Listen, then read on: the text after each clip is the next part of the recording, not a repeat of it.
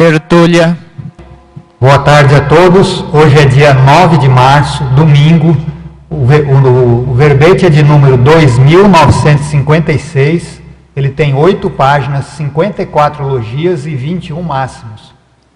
O título do verbete é Efeito Google. A especialidade é efeitologia. Quem redigiu o verbete é um neoverbetógrafo, o professor Marcelo Nashbar. Ele é graduado em Ciências da Computação, especialista em Engenharia de Software e Gerência de Projetos. Ele é brasileiro, nasceu em Araraquara, em São Paulo. É voluntário da Conscienciologia desde 2011 e é tenepsista desde setembro de 2010. Então vamos à definição. O efeito Google é a consequência ou resultado advindo do uso continuado da internet para pesquisa, estudo, trabalho, comunicação, prestação de serviços ou entretenimento sobre os processos cerebrais, cognitivos e comportamentais da consciência, homem ou mulher. Agora a pensenologia. O holopensene pessoal da infocomunicologia. O holopensene da pesquisa generalista. Os ectopensenes, os egopensenes, os jocopensenes, os ludopensenes, os mnemopensenes, os ortopensenes, os nosopensenes e os tecnopensenes. Tem muito mais aí na pensenologia.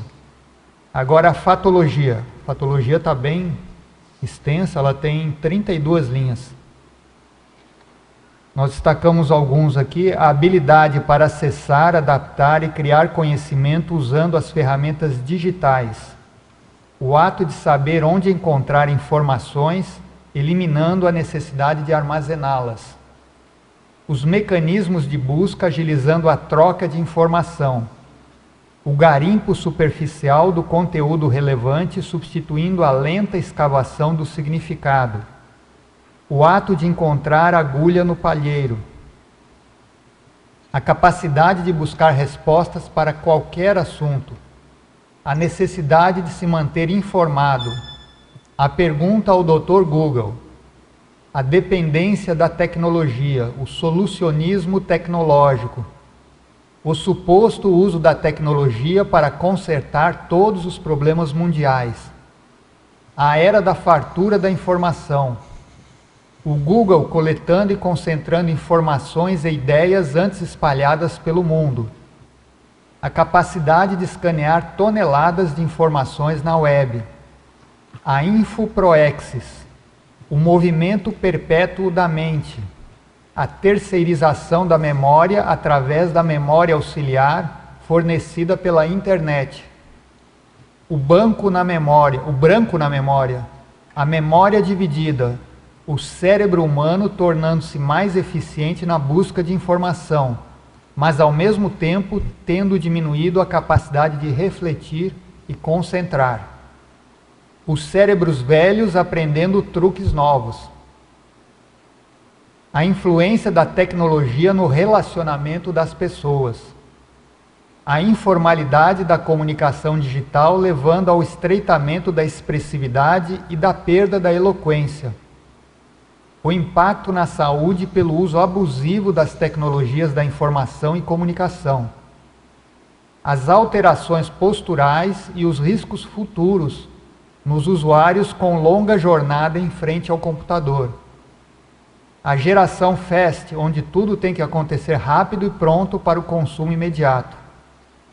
O tempo gasto nas redes sociais fazendo comparações. Como eu falei, tem muito mais coisa aí para a gente debater aí na fatologia.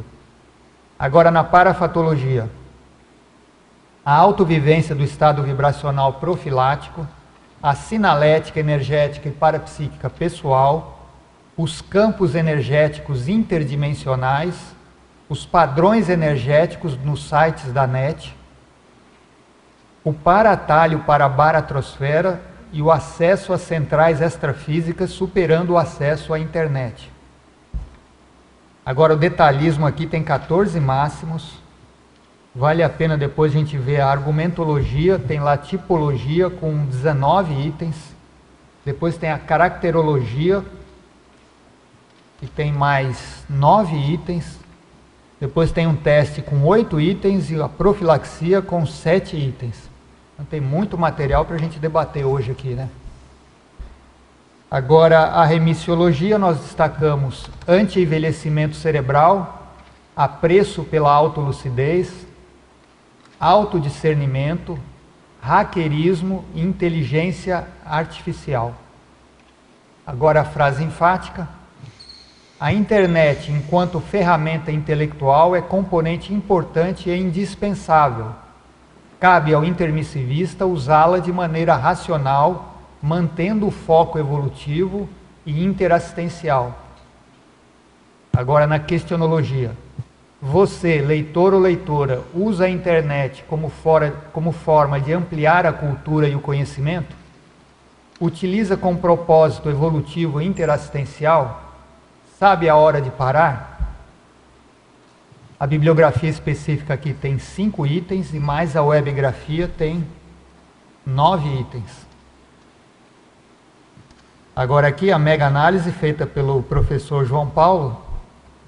Internet, infoteca, acesso, pesquisa, consulta, resultado, dispersão, conexão, adicção e infotares.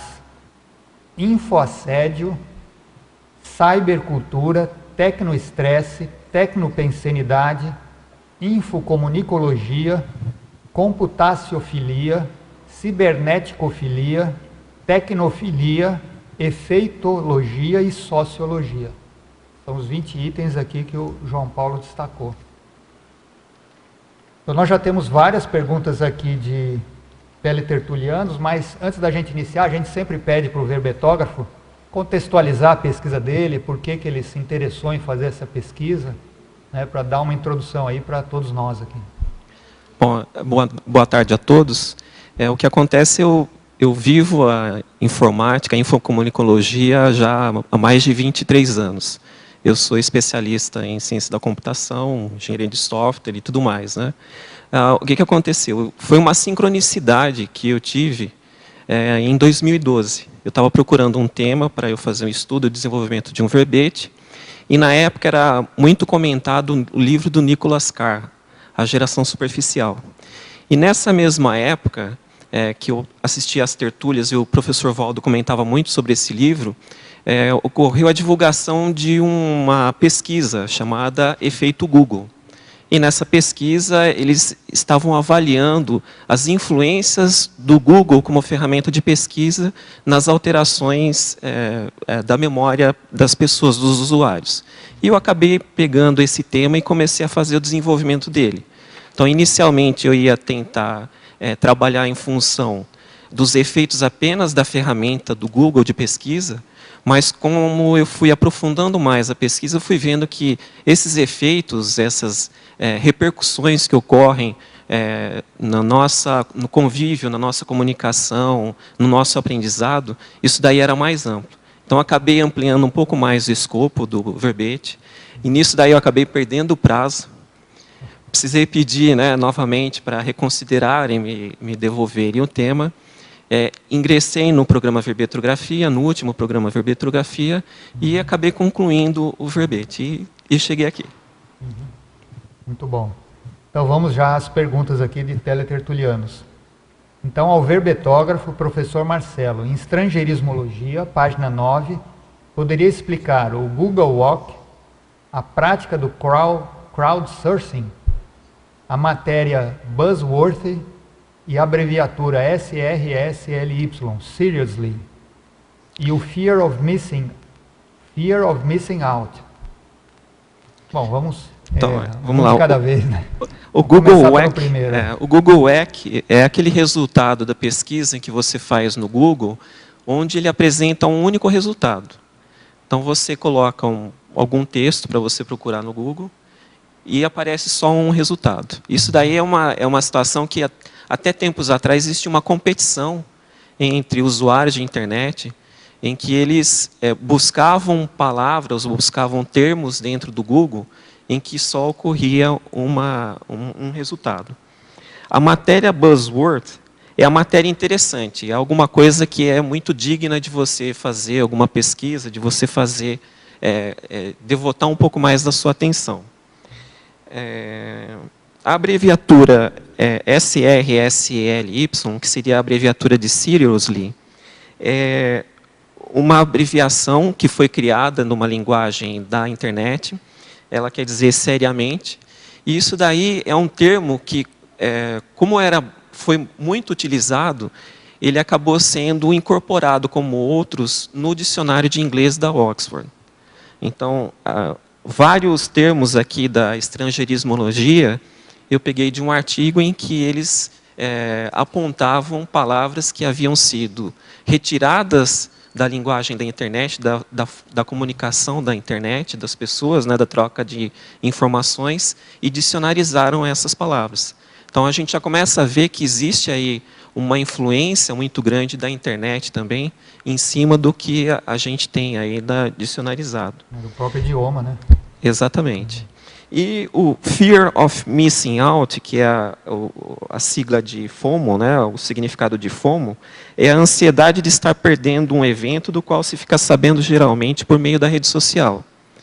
Então, é aquela situação em que o usuário ele fica tão ansioso, tão preocupado em estar conectado para ele estar sabendo o que vai acontecer ou o que vai ocorrer, para ele estar sempre integrado, sempre ligado ao que vai acontecer.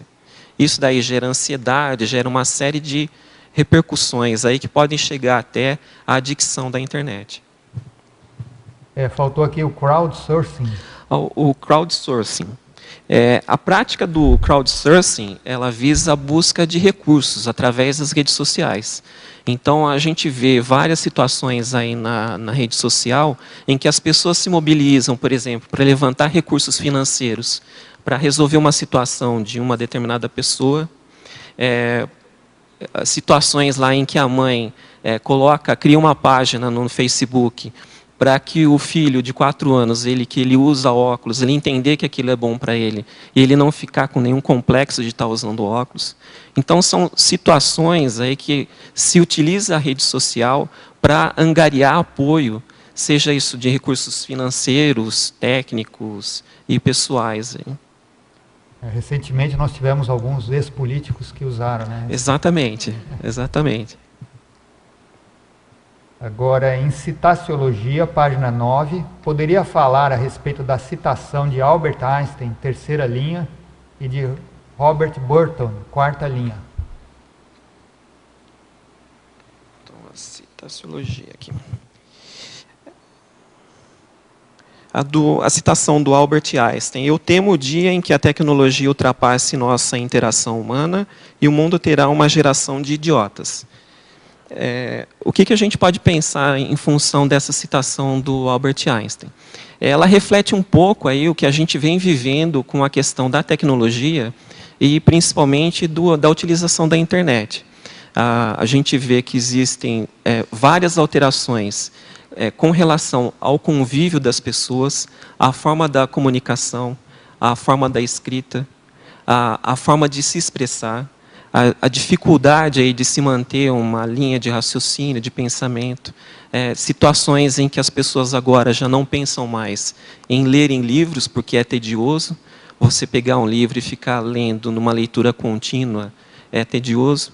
Então, a tecnologia ela é neutra no sentido de que ela não é nem boa nem ruim, mas é a utilização dela que faz com que ela seja positiva ou negativa.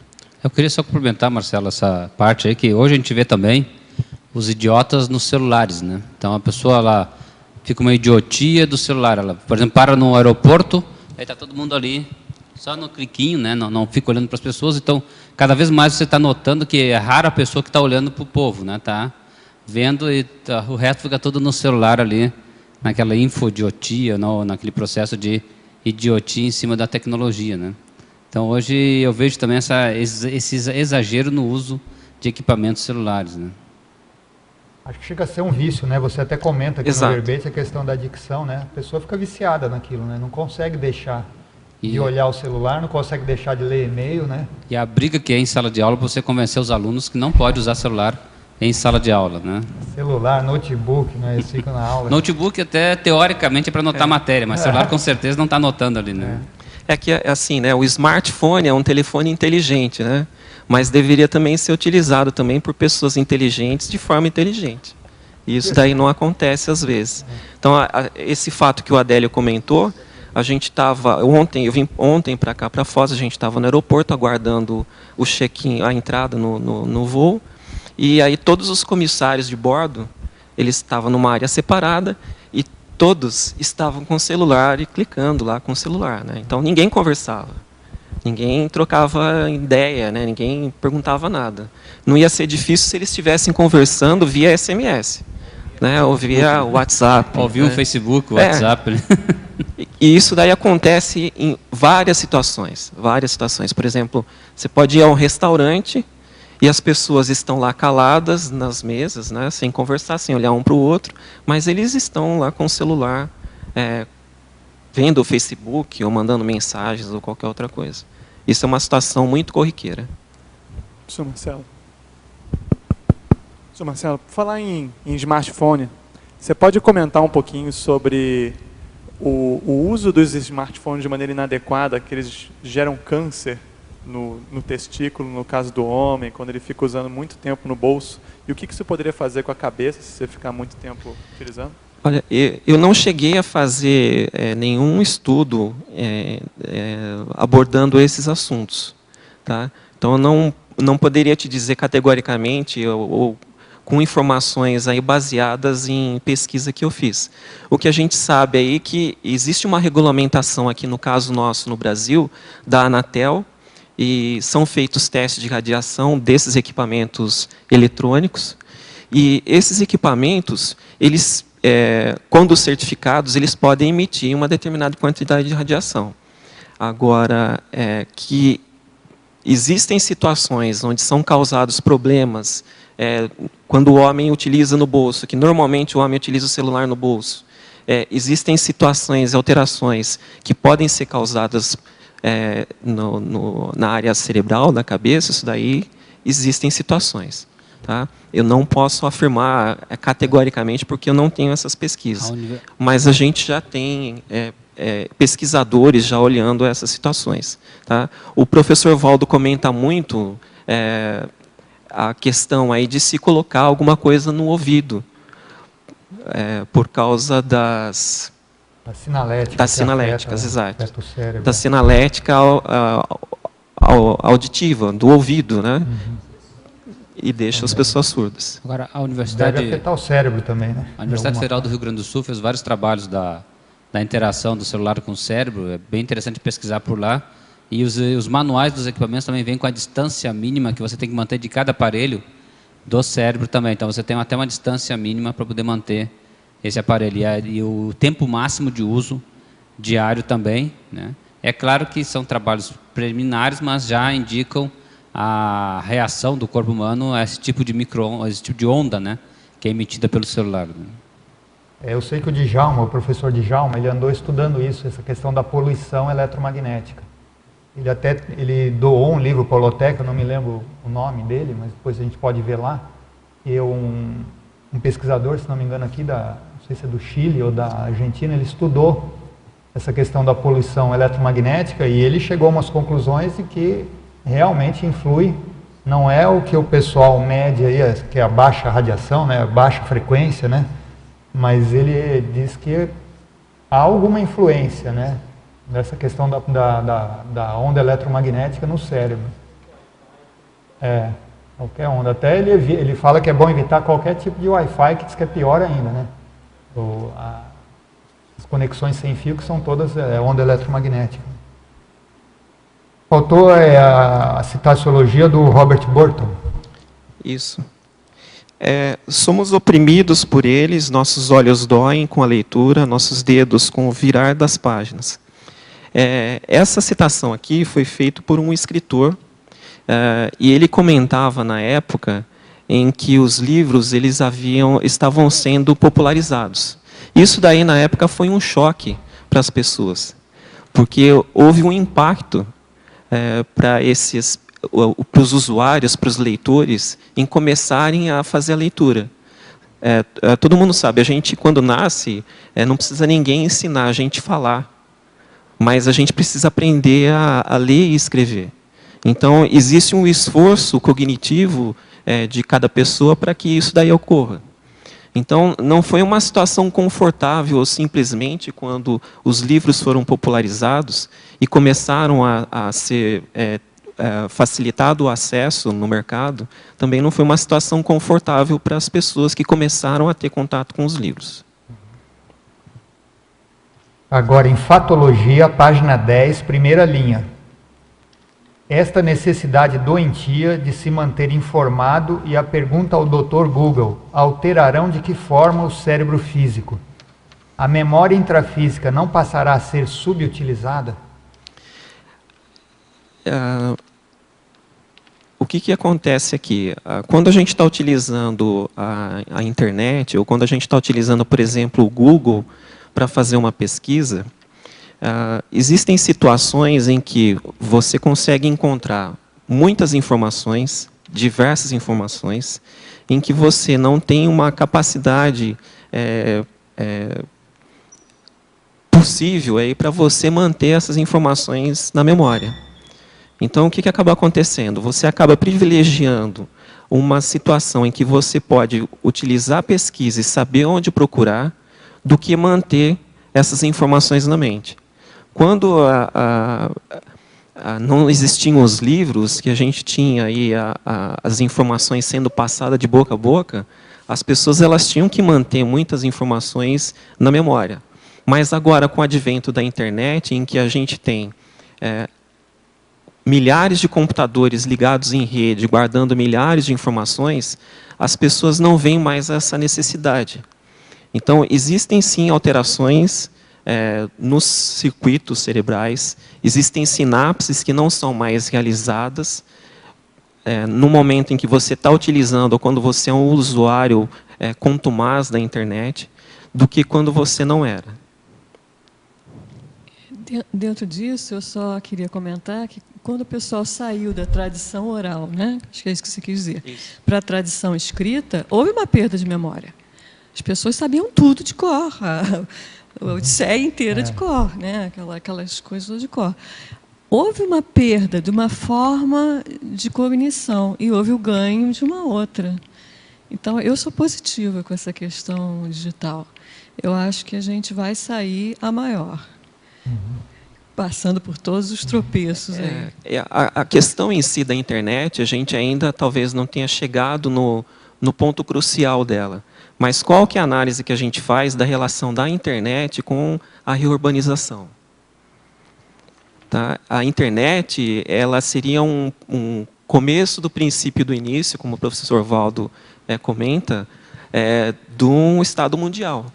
Porque a partir da internet a gente vai conseguir interligar todas as cabeças, todas as pessoas. Né? O que a gente pode entender também ou abstrair disso daí? Existe uma questão da cosmovisão, da pangrafia. Né? Muitas pessoas aí não têm parapsiquismo. Ou o parapsiquismo é muito limitado. Quem não disse que a internet não está provendo uma cópia, uma caricatura de uma pangrafia ou de uma cosmovisão? Agora, sobre essa questão do cérebro, tem alguns pesquisadores, eu não concordo muito, mas eles falam que o computador, a internet, tem ajudado a inteligência ou até os videogames, tem ajudado a melhorar a inteligência de criança. Você acha que isso é possível? Então, o que ocorre por exemplo, na utilização do computador, você realiza outras ligações sinápticas, são outras conexões neuronais. Para busca, para pesquisa rápida, para seleção rápida de informação. A questão também dos videogames é uma situação em que o usuário ele tem que ter uma coordenação entre a mão, as mãos, né, e a visão tem que ser coordenadas. Então, existe esse ganho. Mas isso não quer dizer que as crianças ou os usuários eles estão ficando mais inteligentes. Porque a tecnologia em si, ela não identifica se alguém é inteligente ou se ela tem potencialidades ou não. Ela é simplesmente uma infraestrutura, é uma ferramenta. E aí o que ocorre é a forma como isso daí está sendo utilizado. Mais razoável. Agora, ao verbetógrafo, em parafatologia, página 10, final da penúltima linha. Poderia explicar o acesso às centrais extrafísicas superando o acesso à internet?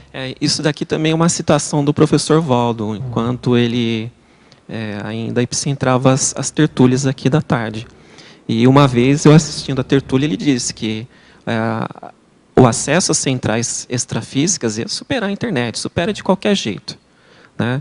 A qualidade da informação que você tem, a cosmoeticidade que você encontra nisso daí não tem comparação. Não dá para comparar, né, a central extrafísica da verdade com a internet. Não, né? Por não, mais de que jeito a internet nenhum. tem. Por mais que se coloque o CGC aí, né, o Código Grupal de Cosmoética. Agora, em teoriologia, página 10, segunda linha, poderia explicar a teoria dos 6 graus de separação aplicada às redes sociais? Então, essa teoria ela foi criada no começo do século XX, e depois um psicólogo americano, acho que na década de 60 passada, ele fez um experimento em que ele mandava um pacote para várias pessoas enviarem para algum morador de Boston. E essas pessoas deveriam enviar esses pacotes para pessoas que elas acreditavam que fariam com que, no final das contas, esse pacote fosse entregue a uma pessoa de Boston. E quando foi calculado lá por quantas pessoas passaram esses pacotes até chegarem ao resultado final, chegou-se à situação de que 6 pessoas, 6 laços de amizade seriam necessários para você entregar esse pacote. O que acontece aqui na rede social? A rede social, a gente tem uma interligação entre grupos. Então, você tem seus amigos têm outros amigos, e assim por diante. Então, existem algumas pesquisas aí que dizem que em torno de 4,7 laços de amizade fazem com que um usuário de uma rede social se conecte com qualquer outro usuário da rede social. Essas 2 últimas perguntas foram de uma pessoa de Portugal. Agora, professor Marcelo, em pensenologia, página 9, final da 4ª linha. Quais as características dos picnopensenes? Os picnopensenes são os pensenes da retração, né? O pensene do acanhamento, da timidez. Isso daí é um resultado aí um resultado ou um reflexo da utilização contumaz da internet, né?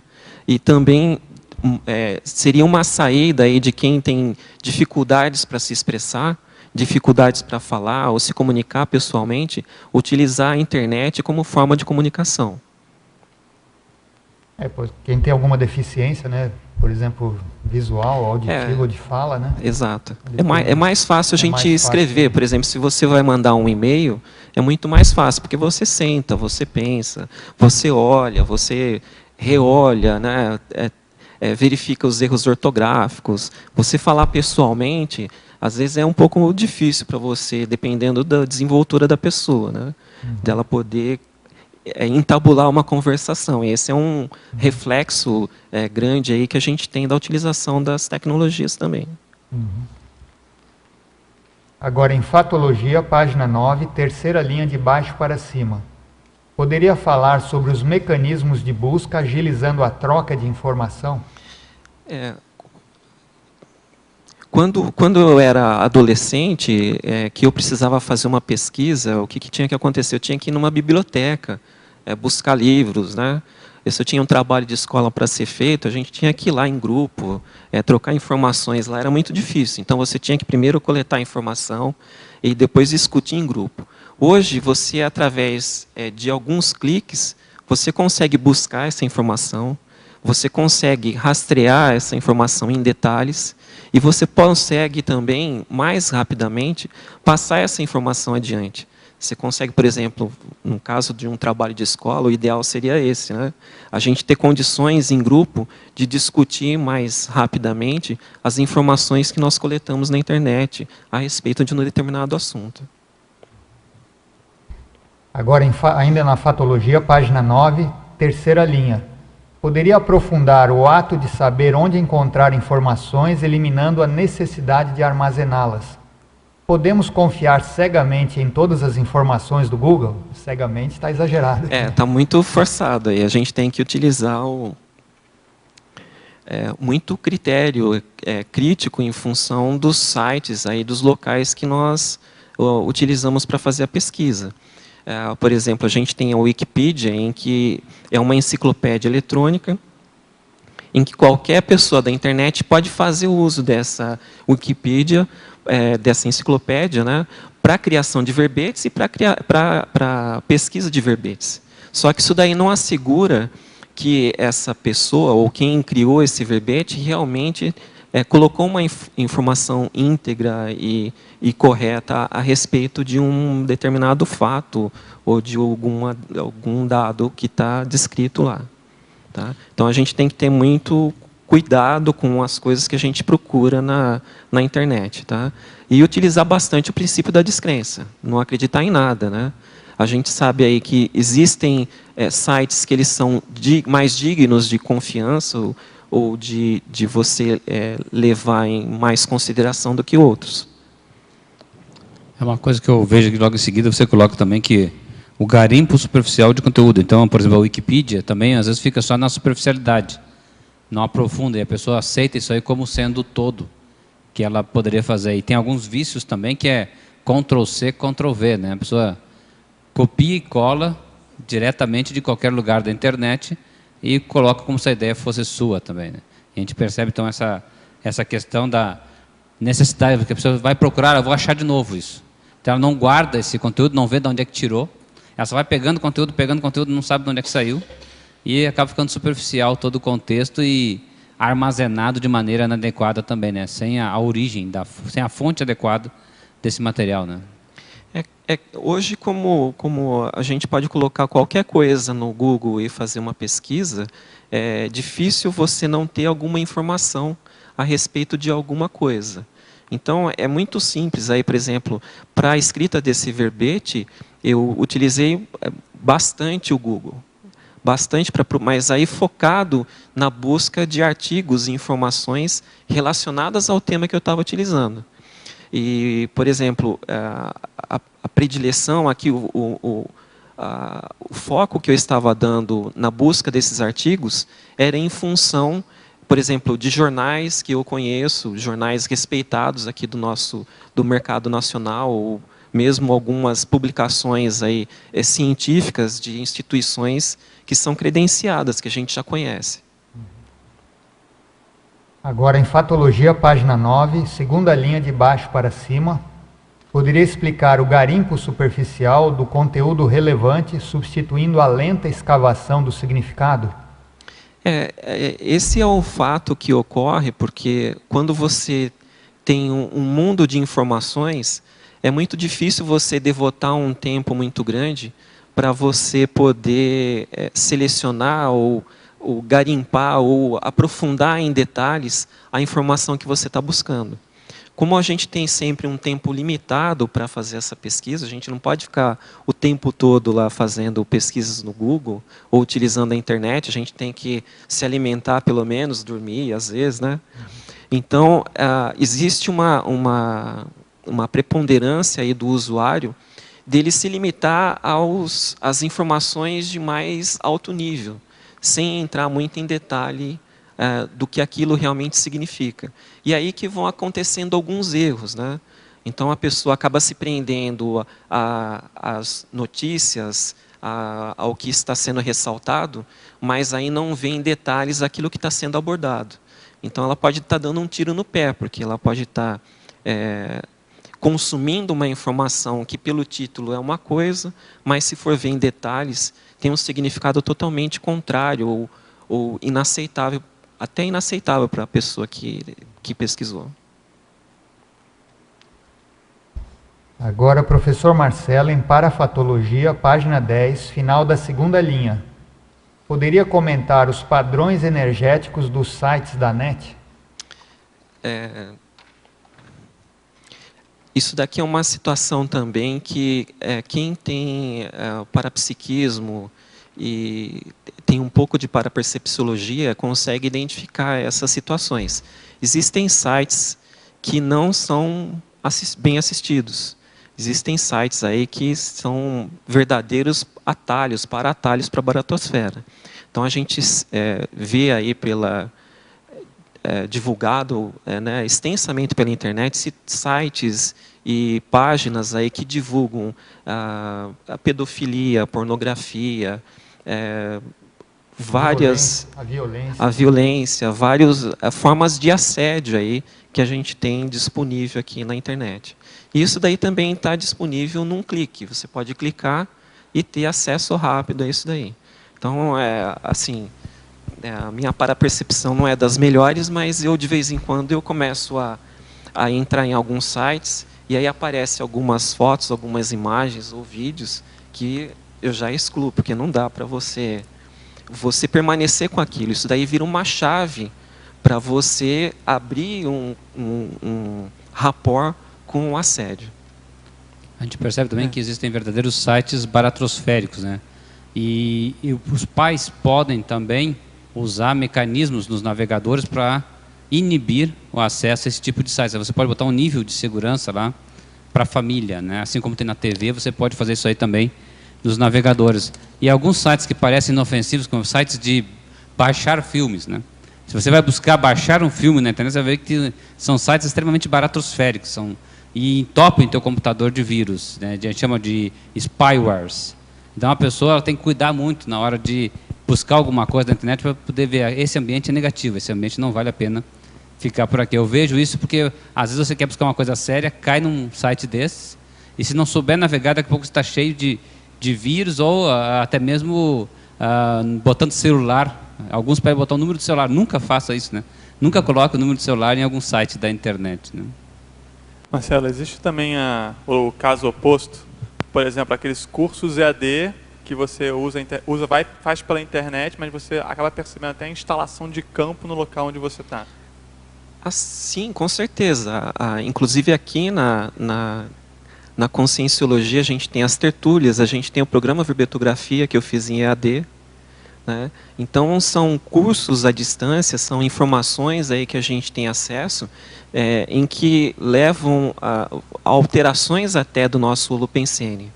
Tá? Isso daí é muito positivo. Bom. Agora, professor Marcelo, em Fatologia, página 10, nona linha. Poderia explicitar a terceirização da memória através da memória auxiliar fornecida pela internet? Essa é uma das situações aí que foi descrita pelo artigo que tratava do efeito Google. Então, como eu disse inicialmente aqui na apresentação aqui do verbete, existe uma pesquisa em que uma pesquisadora ela utilizou alunos de uma faculdade para fazer uma confirmação. O que aconteceu? Ela tinha situações em que ela precisava buscar uma informação e ela não lembrava. Então, o exemplo que dava, ela queria saber o nome de um ator de um determinado filme. Isso daí já aconteceu comigo. Eu lembrava que tinha o filme, mas não lembrava o nome do ator. Então, ela entrou num banco de dados lá de filmes para fazer essa pesquisa, mas ela não guardava, não retinha essa informação. Então, ela foi dividido 2 grupos.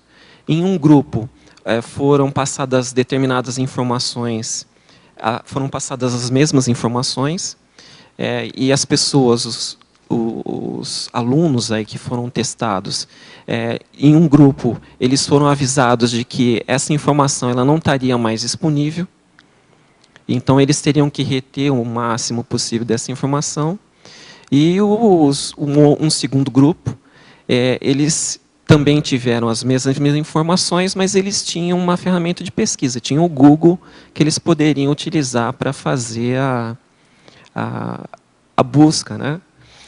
O que aconteceu?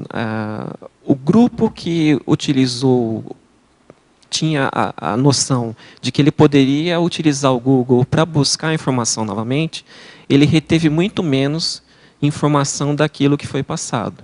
Já o grupo que não teve essa facilidade, eles retiveram muito mais conteúdo dos fatos, né, do teste que foi feito.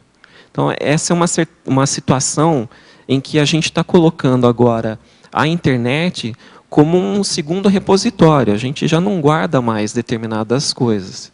Né? Tudo bem, não guardar o nome de um ator, eu acho que não é um problema. Né? Mas você deixar de ter determinadas informações que são prioritárias para o nosso bem-estar, por exemplo, é uma coisa que não pode acontecer. Quer dizer, tem os dois lados, né? Tem um lado que é positivo, existem você não os dois guardar lados, um monte de informação desnecessária. E, por outro lado, você não utiliza tanto sua memória, né? Exato. Agora aqui em Parafatologia, página 10, terceira linha, como funciona o assédio interconsciencial facilitado pela influência do holopensene extrafísico desfavorável dos sites acessados?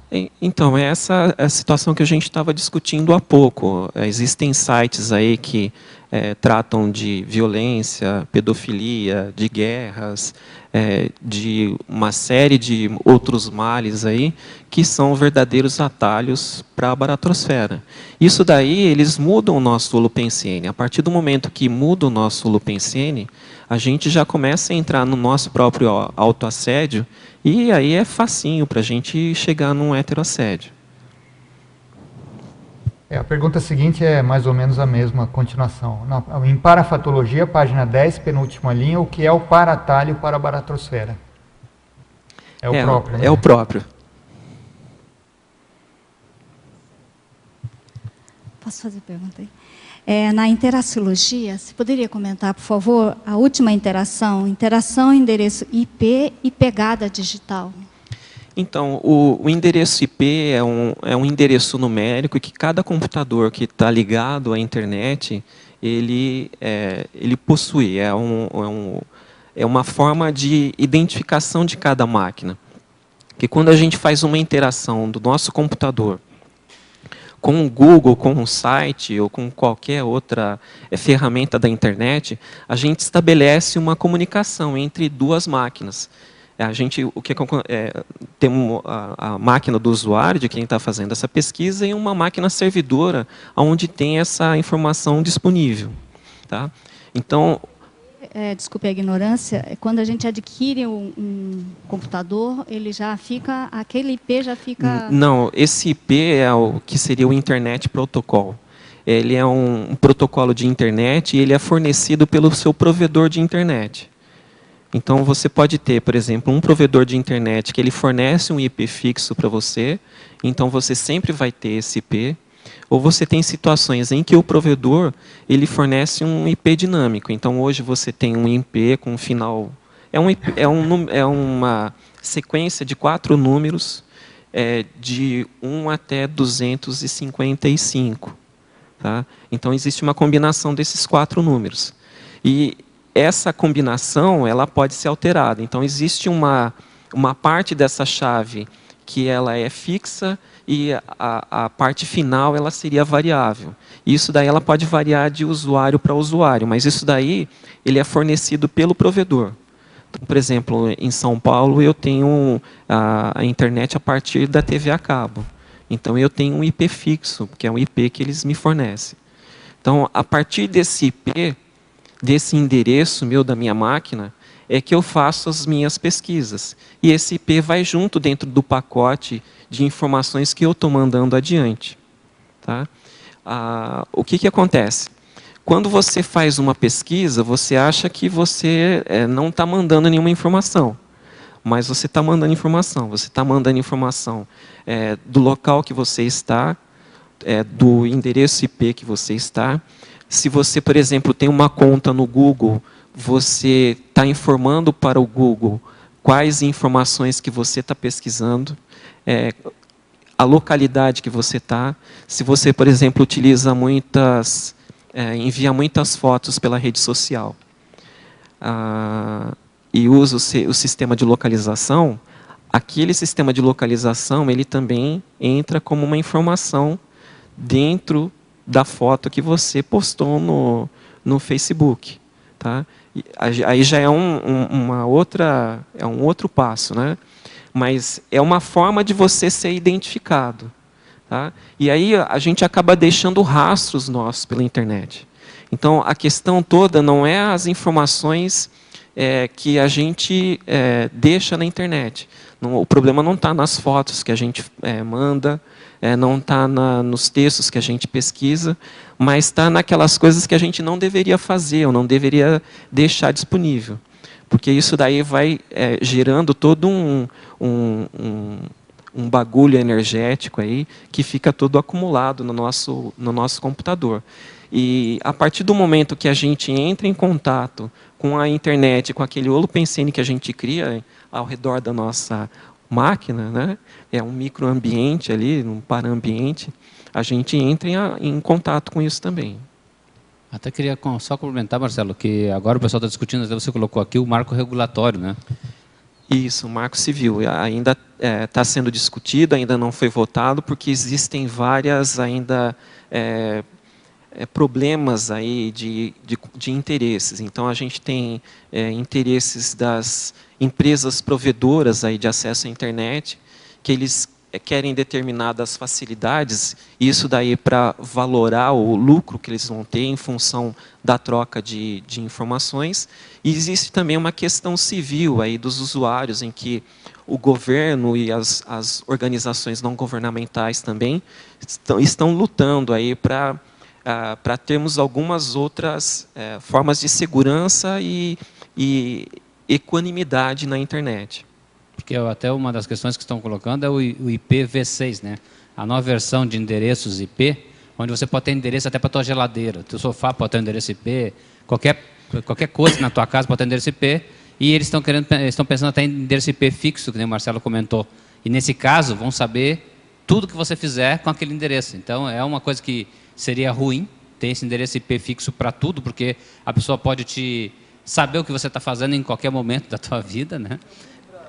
Somos como se fosse um Big Brother, realmente. Então, hoje, o marco regulatório, o pessoal está verificando essas questões também da privacidade, com a questão de você poder identificar o endereço IP é do fulano. Opa, daí já quebrou a privacidade da pessoa, né? Porque daí você pode rotear, saber esse endereço, como é que está sendo trabalhado na internet, sabendo o que a pessoa está fazendo na vida dela também. E esse fenômeno aí dos Internet of Things, que você comentou, é colocar a internet em qualquer coisa aí que você tenha, desde a geladeira até a esteira ergométrica ou a escova de dente. Isso daí é um fenômeno que a gente vai começar a ver acontecendo. Tá? A gente já vai começar a ver, vindo aqui para o nosso mercado brasileiro, já nos Estados Unidos, a gente já tem vários gadgets que já disponibilizam essa comunicação com a internet. Então, você já tem lá coifas, né? Na cozinha já tem uma coifa que ele já tem uma televisão lá e já tem acesso à internet. Ou a geladeira, em que ela tem um sensor lá, ela consegue saber os produtos que você tirou da geladeira e consumiu e pode mandar uma informação para o seu verdureiro lá, para quem você faz a compra no mercadinho, né? Então, essa é uma coisa que a gente vai enfrentar logo, logo. Tá? Outra coisa que nós vamos ter, e já está despontando no mercado, são relógios com acesso à internet ou que tem interligação com o celular, com o smartphone. Isso daqui é uma coisa também que vai ser muito explorada no mercado. Então, assim, se a gente já tem uma situação complicada com os smartphones, a gente miniaturizando isso daí num relógio, num smartwatch, por exemplo, vai ser muito mais complicado. Não entendi. O relógio faz o quê? O relógio ele tem uma interação com o seu celular e ele tem também pode ter acesso à internet, pode ter uma série de facilidades aí que você vai poder utilizar. Tá? Que a questão é, a gente está vivendo num mundo em que a busca pela miniaturização dos componentes eletrônicos, ela vem acontecendo aí, se vocês lembrarem aí, na década de 90, o tamanho de um celular era aqueles tijolos, né, que você caísse e quebrava o chão. Tá? Como objeto de defesa. Né? E hoje você tem a miniaturização desses componentes.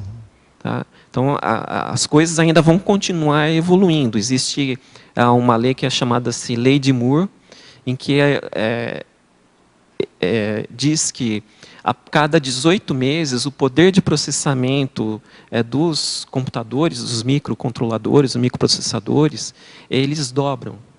Então, já existem planos aí em 2020, isso é um artigo que eu li, em 2020 eles já acreditam que vão conseguir ter um supercomputador que seja capaz de simular uma atividade cerebral. Então, para vocês entenderem como o nosso cérebro é complicado, não é simplesmente as ligações químicas que vão fazer a transmissão de impulsos elétricos. Não é só simplesmente isso. Mas, para você traduzir isso daí num sistema computacional, a gente ainda vai precisar de mais 10 ou 15 anos para se conseguir construir um computador que possa fazer uma fração daquilo que a gente faz com o nosso próprio cérebro. Tá? E ainda a gente não chegou nem no paracérebro ainda. Né? Existe ainda o paracérebro. Isso aí acho que só para o próximo milênio. Próximo milênio, Agora, em sinergismologia, página 10, segunda linha. Poderia ampliar o sinergismo pesquisa útil serendipitia? O que vem a ser serendipitia? A serendipitia é aquele achado, né? Aquela coisa que a gente, por exemplo, está andando lá e tropeça com ela. Né? Então, é aquela informação ou a informação que a gente acaba encontrando por acaso. Então, você, por exemplo, está fazendo uma pesquisa aqui para um artigo ou para o desenvolvimento do seu livro conscienciológico aqui, e você acaba encontrando alguma informação, assim, do nada. Né? Isso daí não é do nada como uma situação assim, aconteceu. Né? Existe uma série de condições aí, pela própria holopensene que a gente vai criando e vai atraindo isso também. Tá? Então, a serendipitia seria alguma coisa muito interessante, muito legal, muito importante, que a gente acaba encontrando assim, sem querer. Ô, Ami, só para continuar aqui na síndrome, a síndrome da hipersensibilidade a eletrônicos, o que seria isso?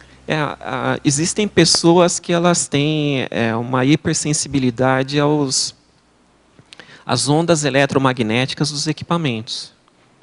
Tá? Então, por exemplo, como foi comentado no início aqui, a relação das ondas, da influência dos celulares aqui, utilizados no bolso pelo homem, ou a alterações que podem ocorrer no cérebro, existem pessoas que são muito sensíveis a essas ondas eletromagnéticas, em que elas têm situações de enxaqueca, dor de cabeça e outras repercussões somáticas aí, pelo simples fato de estarem próximas a equipamentos eletrônicos.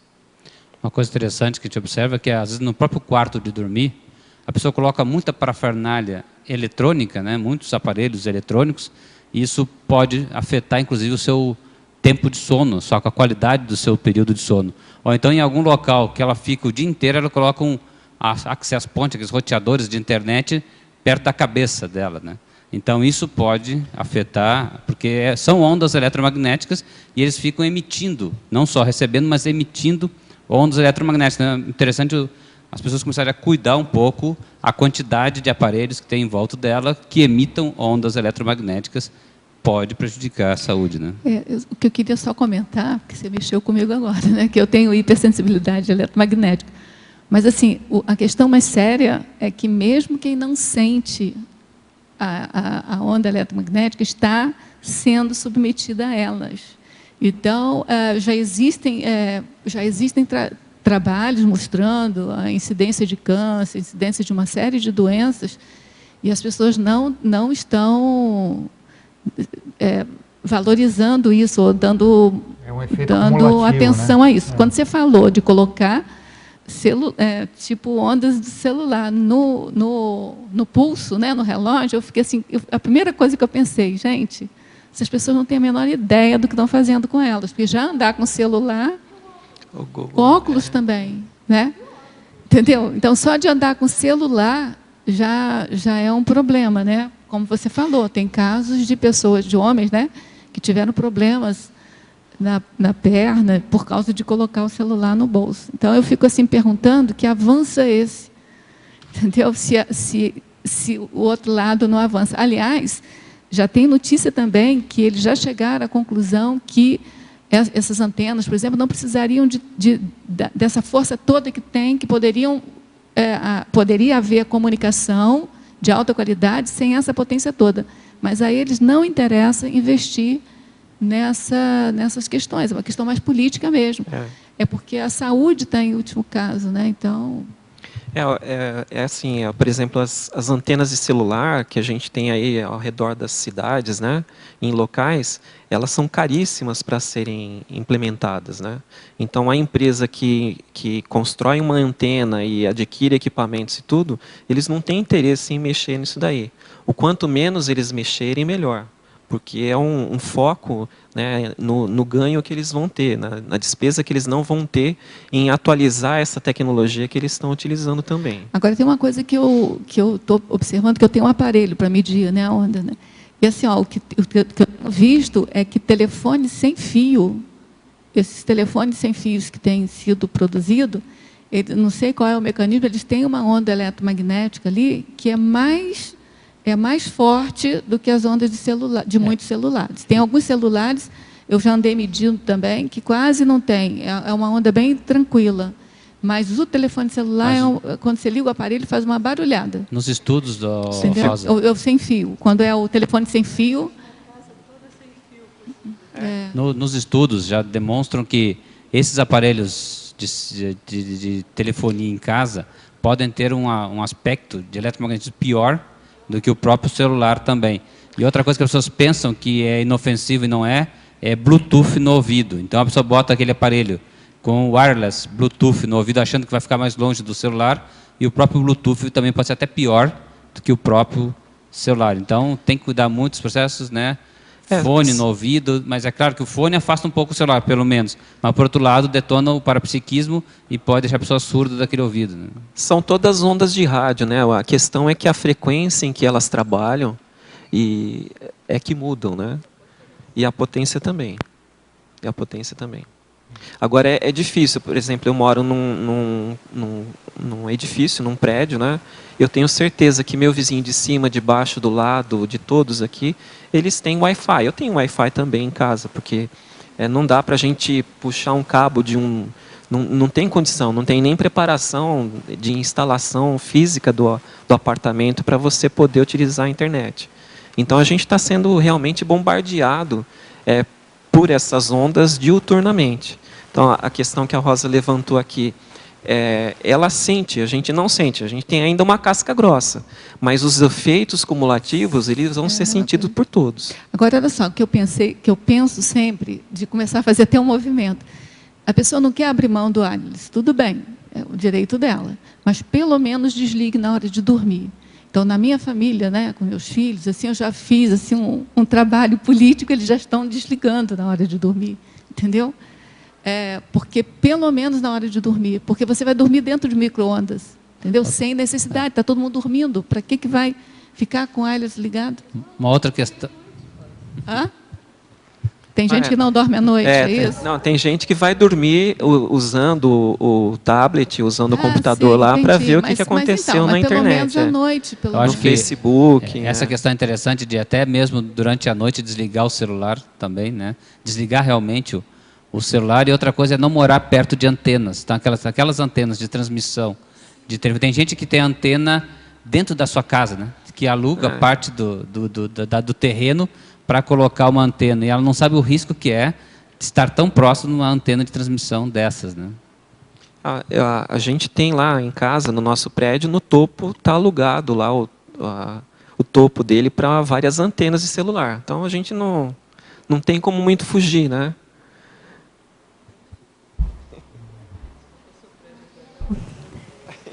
Marcelo, na sua opinião, tá ligado? Na sua opinião, qual é o megatrafor e o megatrafar da internet? Na sua avaliação. Bom, o megatrafar, um deles, né, que eu considero vários aqui, não dá para eu considerar eleger um, mas é a dispersão. A dispersão eu acho que é uma situação muito prejudicial. Isso daí, ela é a causa raiz de muitos outros males aí que a gente enfrenta na nossa cognição, por exemplo. No caso do Megatrafor, o que eu vejo na internet seria a infraestrutura que ela nos proporciona, para a gente poder interligar pessoas que estão separadas fisicamente. A democracia que a gente tem de poder ter acesso a informações aí, que se a gente não tivesse esse meio de interconexão, essa infraestrutura, a gente não teria condições de fazer isso daí. Tá? E é uma coisa, a internet é o começo do princípio, do início do Estado mundial. É ela que vai prover essa infraestrutura, ou que seja, alguma outra tecnologia que vai virar em função da internet. Né? Eu não acredito que a gente vai ficar só nessa situação em que a gente tem aí só ondas eletromagnéticas prejudiciais, mas provavelmente, quem sabe, a gente encontre uma outra alternativa para produzir essa mesma interconexão que a gente tem hoje em dia, de uma forma mais saudável, sem causar tantos transtornos aí, como a gente está vendo. E nesse sentido, Marcelo, eu sou de uma geração que eu fiz uma faculdade de jornalismo com máquina de escrever. Então, assim, eu vim do zero de tecnologia, né? Fiz toda uma faculdade, trabalhei anos em jornal. Quando eu saí do jornal para trabalhar com psicologia, é que aí que chegou o computador. Então, eu com 50 anos, eu peguei do nada de tecnologia digital, agora a um extremo oposto. Né? Eu nem dou conta, não consigo nem ter mais sinapse para dar conta da aceleração da mudança, né, tecnológica.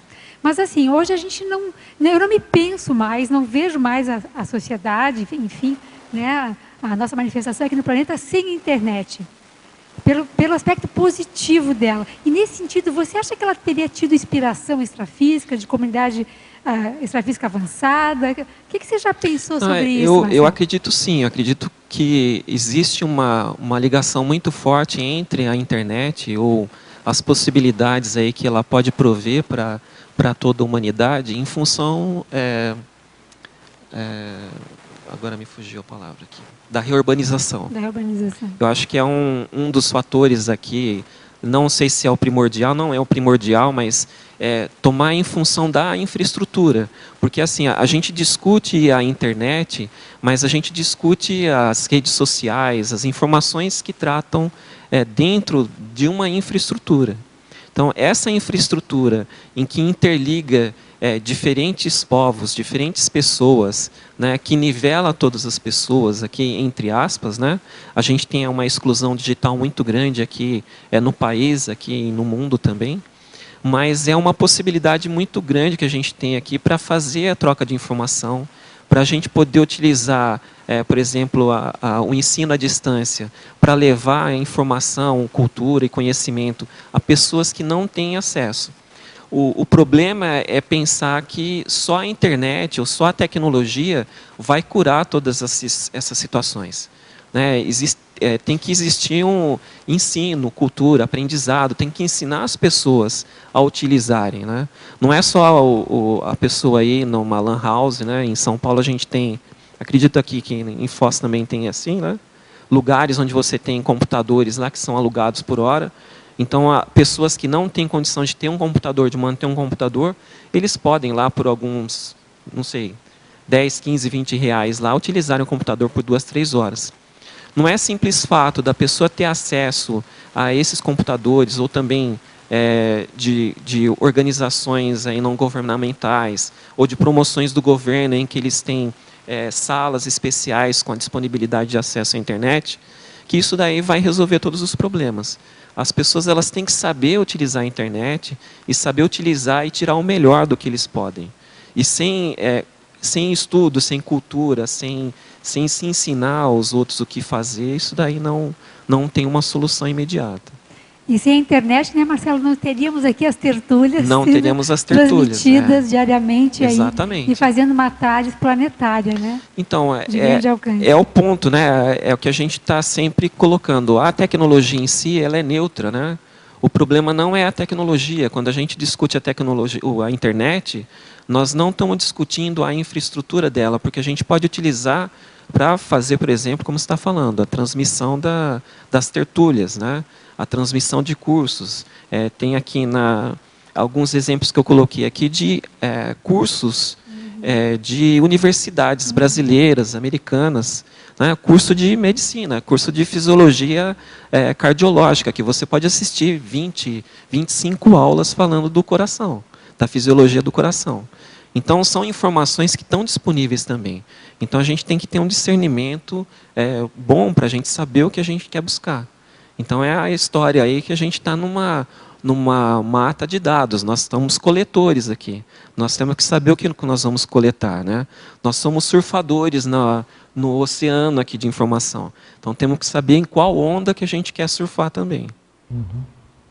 Agora, em paradoxologia, página 11, primeira linha. Poderia ampliar o paradoxo de a internet aproximar quem está longe e afastar quem está perto. Essa é bem interessante, né? Então, por exemplo, a gente tem amigos que não moram na mesma cidade que nós moramos. Então, a internet é um meio, uma forma de você poder entrar em contato com essas pessoas. Por exemplo, eu faço um voluntariado virtual, eu sou um voluntário virtual aqui do CAEC, né? Então, o Adélio tem algumas demandas aqui, o Roberto Almeida tem algumas demandas, né? O pessoal tem algumas necessidades, eu tento cumprir essas necessidades, mas eu estou lá em São Paulo, lá na minha casa, e tento fazer essas coisas. Agora, por exemplo, a gente tem situações aí de pessoas que moram muito próximas da gente, em que a gente para de ter contato. Hoje em dia é muito fácil você fazer aniversário. Todo mundo vai lá no Facebook e posta lá, feliz aniversário. Tudo. Então ninguém mais liga, ninguém mais aperta a sua mão, ninguém te abraça, nem nada, né? Então vai lá no Facebook. Então o Facebook resolveu muitos problemas de contato, né, entre familiares, por exemplo. As pessoas que não se suportam, pelo menos podem usar o Facebook para mandar uma mensagem, né? Felicidades e tudo mais. Então é nesse sentido aí, da gente utilizar a tecnologia de uma forma que nos afasta. Foi o exemplo aqui que a gente colocou aqui num restaurante, todo mundo lá com o celular na mão, ninguém conversa, ninguém fala nada. Foi o exemplo que eu falei aqui das comissárias de bordo lá da aeronave que eu ia pegar, elas estavam todos sentados, ninguém conversava, ninguém falava nada. Então, aí a tecnologia está nos afastando. Né? Os filhos lá que a gente compra lá, aqueles jogos que, né, realidades assim que parece que são uma coisa ao vivo, né? Você vê lá atirando, né, a bala saindo, a pessoa morrendo, né, aquela coisa maravilhosa, né? Aí vem a taquicardia, né? A primeira coisa que vem, né? O seu cardiochakra começa a disparar. Aí começa a dar repercussão em todo o seu holossoma. Então, é uma situação complicada. E as pessoas aqui, elas não têm noção ainda do que acontece. Porque ainda não sentiram, né, somaticamente as repercussões do que está ocorrendo. Marcelo, eu fiquei pensando no que você acabou de falar, e isso aí seria um ponto positivo, porque você falou assim, pessoas que não se suportam, pelo menos dão um parabéns. É uma alternativa, lógico, você vê que, claro. Tanto na baratrosfera quanto aqui, muitas vezes pessoas que não se suportam nem se olham. Então, o fato de ela conseguir já dar parabéns, olha que passo. Não, para você ver, eu trabalhava com uma equipe e um dos elementos da equipe eu tinha uma dificuldade de relacionamento. E eu era o gerente dessa equipe. E a pessoa, ela preferia mandar e-mail para mim do que falar pessoalmente comigo. Eu fazia força lá para tentar, né, quebrar a barreira e tudo lá. Mas não é fácil. A gente também tem que perdoar os outros lá e também aceitar as situações aí, né? E esperar que aconteça melhor para todo mundo. Agora você vê que interessante. Através de mandando e-mail, né, idas e vindas de e-mail, aos poucos vai, né, de alguma forma. É lógico, vai saber, né, lá quem cortou a cabeça de quem fez o que com quem, né? Não sei. Só lembrando que no extrafísico não tem nada disso, né? Não tem nada disso. Se a pessoa não gosta da outra, vai ter que aguentar de qualquer jeito. Não tem como fugir. Para e-mail, não tem como fugir, Agora, Professor Marcelo, em Mitologia, página 12, primeira linha. Poderia aprofundar o mito da internet não regulada e o mito de se caiu na rede é gratuito? A gente acredita que a internet não tem regulação nenhuma, não tem organização nenhuma, mas ela tem uma organização. Né? A gente, para acessar um site, a gente tem que utilizar um endereço. Esse endereço, para ser criado, ele é criado através de uma instituição. Essa instituição ela controla todos esses endereços. Né? Existe também a questão do endereço IP, do Internet Protocol. Então, ele dá uma identificação de cada máquina, de cada usuário. A gente tem aqui legislações brasileiras, aqui, no nosso caso aqui do Brasil, que podem ser utilizadas para regrar algumas situações que acontecem na internet. Então, teve um caso aí que eu li um artigo em que 2 mulheres elas foram processadas por curtir uma determinada notícia no Facebook, e a partir da curtida, lá, do like que elas colocaram, essa informação ela teve um desdobramento enorme. Isso daí causou um desconforto tremendo aí na pessoa que se sentiu prejudicada e processou essas pessoas. Então, a gente tem aí um mito de que não existe, mas existe uma regulação, sim. Tá? Se caiu na rede é gratuito? Então, a questão de cair na rede é a ideia de que a gente, como encontra as coisas muito fáceis, a gente acredita que possa utilizar isso daí de forma livre. Então, mesmo questões de fotos que são publicadas, nem sempre a gente tem autorização de quem criou essa foto, o direito autoral de quem fez essa foto, que a gente possa utilizar essa foto em outras publicações, ou mesmo imprimir ou utilizar essas fotos. No que dizer dos livros e filmes, né, em que a gente vê aí uma pirataria enorme dentro da internet, com relação a filmes, a jogos eletrônicos e músicas também. Então, o fato lá de você entrar num site e baixar música de graça, isso daí é meio esquisito, né? As músicas aí, elas têm direitos autorais, né? A menos que já tenha vencido o prazo lá de não sei quantos anos, acho que são uns 80 anos aí do falecimento, né? Da dessoma do autor. Isso daí vira domínio público, então existem livros, por exemplo, que estão disponíveis, que a gente pode fazer o download desses livros, imprimir e utilizar. Mas nem tudo que está na internet é gratuito, a gente possa utilizar e pegar como se fosse nosso. Agora, o verbetógrafo em Legislogia, página 12, primeira linha. Poderia expandir a proposta do Marco Civil da internet? Você já comentou, mas... Isso. O Marco Civil é um esforço do governo, dos nossos políticos aqui, em regrar um pouco mais a internet. Então, existem vários temas lá que estão sendo abordados aí para serem tratados. Uma das coisas aí que a gente enfrenta uma situação também na questão do cyberbullying. O cyberbullying é uma forma de ameaça, de perseguição, utilizando a internet para você poder achacar alguém, ou humilhar, ou causar um prejuízo para alguma pessoa.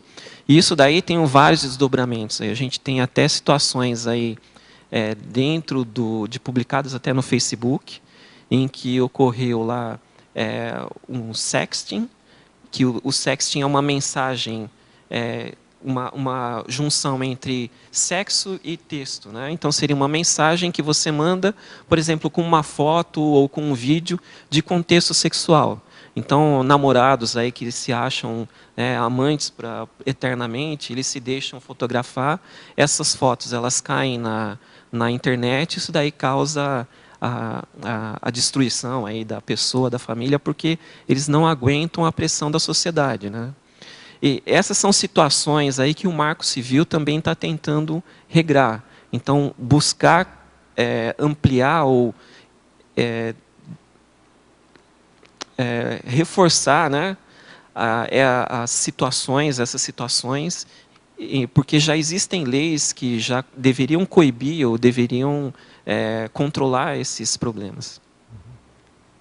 E o item seguinte, a impossibilidade das leis humanas limitarem o consumo de incalculável soma de conteúdo digital. A internet em si, a gente pode considerar que ela não tem dono, né? Apesar da gente ter várias instituições aí ao longo do mundo todo, em que provém a infraestrutura para a gente poder trafegar todas essas informações, mas a internet não tem dono. A gente vê alguns países aí que tentam fazer o controle do acesso, ao controle a determinadas ferramentas, mas isso é uma coisa pontual. Tá? Isso é uma coisa que ela não tem praticidade. Isso daí é no futuro próximo, isso daí não vai ter mais meios de se manter. Agora uma pergunta de Madrid. Professor Marcelo, em Fatologia, página 10, final da 7ª linha de baixo para cima. Poderia comentar as soluções imediatas e a falta de espaço para a espera e o amadurecimento? Agora ela faz um comentário aqui. Considerando a hipótese de que o deslumbramento do uso da internet hoje seria explicado por uma afinidade à cosmovisão do futuro, como você imagina que esse futuro próximo possa digerir melhor essa ideia de amadurecimento em pouco tempo? É de se esperar que o raciocínio seja cada vez mais superficial? É meio complexo. Vamos primeiro pela primeira. Então ela pede aqui, na Fatologia, final da 7ª linha, de baixo para cima, comentar as soluções imediatas e a falta de espaço para a espera e o amadurecimento. Esse é uma figura que a gente pode ter da juventude hoje, né? Os nossos jovens, né? Minhas filhas lá, elas não têm paciência, né? Elas querem ter o melhor celular, elas querem ter um tablet, elas querem ter uma opção de coisa. Elas não sabem esperar, né? E isso daí é uma coisa que acontece na maioria das famílias. A gente vê isso daí acontecendo, né? É uma questão aí de maturidade, tá? O pessoal, eles veem as coisas muito fáceis, né? Eu vim de uma geração em que a gente tinha que brincar na rua, né? Se tivesse lá, era um pneu velho lá que a gente tinha da bicicleta e saía empurrando o pneu, que às vezes não tinha nem bolinha de gude ou peão para jogar peão. Se você for falar hoje para uma criança, para um jovem adolescente, utilizar algum jogo do passado que a gente tinha, vão achar que é besteira, não vão fazer isso daí. Agora, é de se esperar que o raciocínio seja cada vez mais superficial? Isso aí não dá para a gente assegurar agora de imediato, né? A gente tem aqui uma geração que é uma geração que eu faço parte, que são os migrantes digitais, que são aqueles que não viveram, né, não nasceram já numa era de tecnologia digital, e a criançada aí que vem a partir dos anos 90, que são os nativos digitais. Eles estão vivendo num outro mundo, diferente do que eu tinha com 7 anos. Né? A cognição que eu tinha com 7 anos é muito diferente da cognição, das oportunidades, né, das facilidades que hoje uma criança de 7 anos tem. Então, é muito cedo ainda a gente falar o que vai acontecer. Né? A gente tem aqui ainda uma preocupação, uma questão em relação a se os livros eles vão se tornar obsoletos ou não. Isso foi sempre questionado, né? Desde o surgimento do jornal, da televisão, do rádio, de todos. O livro vai acabar, o livro vai acabar. Também não sei se isso daí vai acontecer, porque você pegar um livro e fazer uma leitura calma, tranquila, sequencial, é diferente de você pegar mesmo um tablet, dos melhores que tem aí, com tela de retina e tudo, né? E você fazer uma leitura em um equipamento digital. É muito diferente a experiência que a gente tem. Então, cognitivamente, a questão do livro, entre você ter lá 2 capas duras e uma série de folhas aí, e você intuitivamente poder folhear seu livro, né? É muito intuitivo o livro, né? Você poder folhear, anotar, escrever e tudo, é muito diferente. A questão é assim, nós nascemos numa época em que os livros eram cultuados. Hoje a criançada está nascendo numa época em que a informação digital é cultuada. Então, a gente ainda tem que aguardar para ver quais serão as repercussões que vão acontecer. Mas a gente não pode ser um super pessimista aqui, né? Achar que tudo está acabado, que está tudo entregas barata, como diz o professor Valdo, né? Ainda tem muita coisa para acontecer aí, e a gente tem as urbanizações que estão acontecendo, né? A tendência é que as coisas continuem aí um pouco difíceis, mas elas vão melhorar. Ainda dessa mulher de Madrid. Em tecnologia, página 10, primeira linha. Poderia explicar a técnica da leitura rápida associada à técnica das anotações? Então, isso daí é importante porque quando a gente está fazendo, por exemplo, uma pesquisa, é interessante a gente poder, durante essa pesquisa, a gente fazer anotações das informações interessantes que a gente coleta, para que a gente possa fazer a reunião dessas informações e assim ela contribuir para a produção do que a gente quer realizar. Hoje existem ferramentas, e eu utilizo uma delas, em que você pode, acessando uma página da internet, você pode criar uma cópia dessa página e guardar nessa ferramenta. Então ele cria um tipo de uma foto. Ele tira uma foto daquela página e você guarda numa biblioteca sua. Você pode posteriormente usar a ferramenta e buscar essas informações. Então eu também utilizei essa ferramenta. Então nesse período todo que eu tive aí de mais de um ano para fazer pesquisas aqui para a criação para a escrita do meu verbete, eu usei uma ferramenta que me auxiliou. Então eu tenho lá pelo menos uns 200 ou 300 artigos retirados da internet que versam sobre informações aqui pertinentes ao verbete. Marcelo, eu gostaria de fazer uma pergunta aqui com você sobre o último item da fatologia na página 10, que é o Tribunal Facebook. Eu estou vendo assim que a política assim está meio de cabelo em pé assim, com o Facebook e o que anda acontecendo, né? O que falam no Facebook sobre os políticos em geral. E já parece que está ocorrendo assim, uma repressão pelo meio político sobre essa situação, aí, mas parece que está meio sem controle. Assim. Aí existem duas coisas, né? A questão do tribunal aqui, do Facebook, você pode entender aqui, ou começar a pensar, nessas situações de posts ou de comentários que são feitos. Sim. Em que você tem lá uma determinada situação e que você não tem noção nenhuma ou quase nada do que realmente aconteceu, mas você compra aquela ideia e você posta os seus comentários e detona a pessoa, ou detona a situação. A gente teve um caso em São Paulo em que um jovem ele acabou dessomando,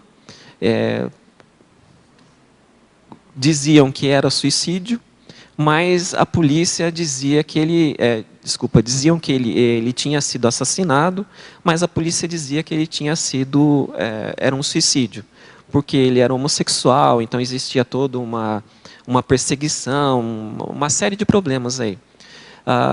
Tanto foi, né, que isso daí caiu na rede, teve várias pessoas se manifestando aí contra a polícia, e inclusive a família, até que chegou num ponto em que a própria família acabou reconhecendo que o filho havia se suicidado. Então teve que desdizer tudo aquilo que foi dito. Isso é uma situação que ocorre muito frequentemente na internet. Outra coisa aí, a gente tem uma situação problemática aqui no país. A gente tem um governo aqui que não é o governo ideal para algumas pessoas, mas é o governo ideal para outras. Tá? Eu não sou partidário, não gosto da forma como a política é feita aqui no Brasil. Então tem muitas situações lá em que eu posto alguma coisa contrária ao governo, aí vem alguém dos meus amigos e desce a lenha em cima. Então, aí o que acontece? Eu vou lá e rebato de novo. Aí ele vai e rebate. Então fica uma situação de troca, né? Um quer convencer o outro. Então eu cheguei num ponto e falei, olha, eu não quero convencer ninguém, os fatos estão aí, a gente vai posteriormente ver o que vai acontecer. Mas existe esse pré-julgamento, existe essa superficialidade da informação e as pessoas elas acreditam naquilo que está acontecendo e elas se deixam levar por essas informações aí e compram tudo de pronto. Que acaba, como se falou, que é um tribunal, né? No final dos compartilhamentos, das curtidas, parece que existe assim, uma verdade que fica no ar, né? Que às vezes nem é verdade, mas acaba ficando uma situação difícil para alguns partidos políticos, ou não, em geral, só estou dando um exemplo, né? Sim. Que fica essa situação. Por isso que você colocou aqui a questão do tribunal, né? Porque ele acaba decidindo alguma coisa. Não, a questão do tribunal é a questão das pessoas se colocarem nos comentários ou nos posts aí da rede social de forma impositiva, de forma crítica, sim, de forma terminal, né? É aquilo e acabou. E muitas vezes isso daí não tem fundamento. Muitas vezes é um tiro no pé que a gente dá. Então, a gente compartilhar, por exemplo, informações inverídicas. Muitas vezes eu vejo lá na rede social, tem coisas lá que são boatos e eles ainda são compartilhados. É interessante assim, que a pessoa coloca a capa da Veja, por exemplo, né, no Facebook. Todo mundo não vê a Veja, mas sim, a Veja vai longe, né? Sim, exato. Compartilhado no Facebook. Quer dizer, você tem ali uma origem, né, daquele compartilhamento, né, que é verídico, né, que é verdade. Exato. E está sendo usado muito essa questão da imprensa sendo colocado dentro do Facebook. Sim. Né? Sim, existe aí uma migração dos meios de comunicação, né? Hoje os meios eles estão se alterando. Então você vê as revistas, elas não tem um layout mais sim, como elas tinham há 10 anos atrás.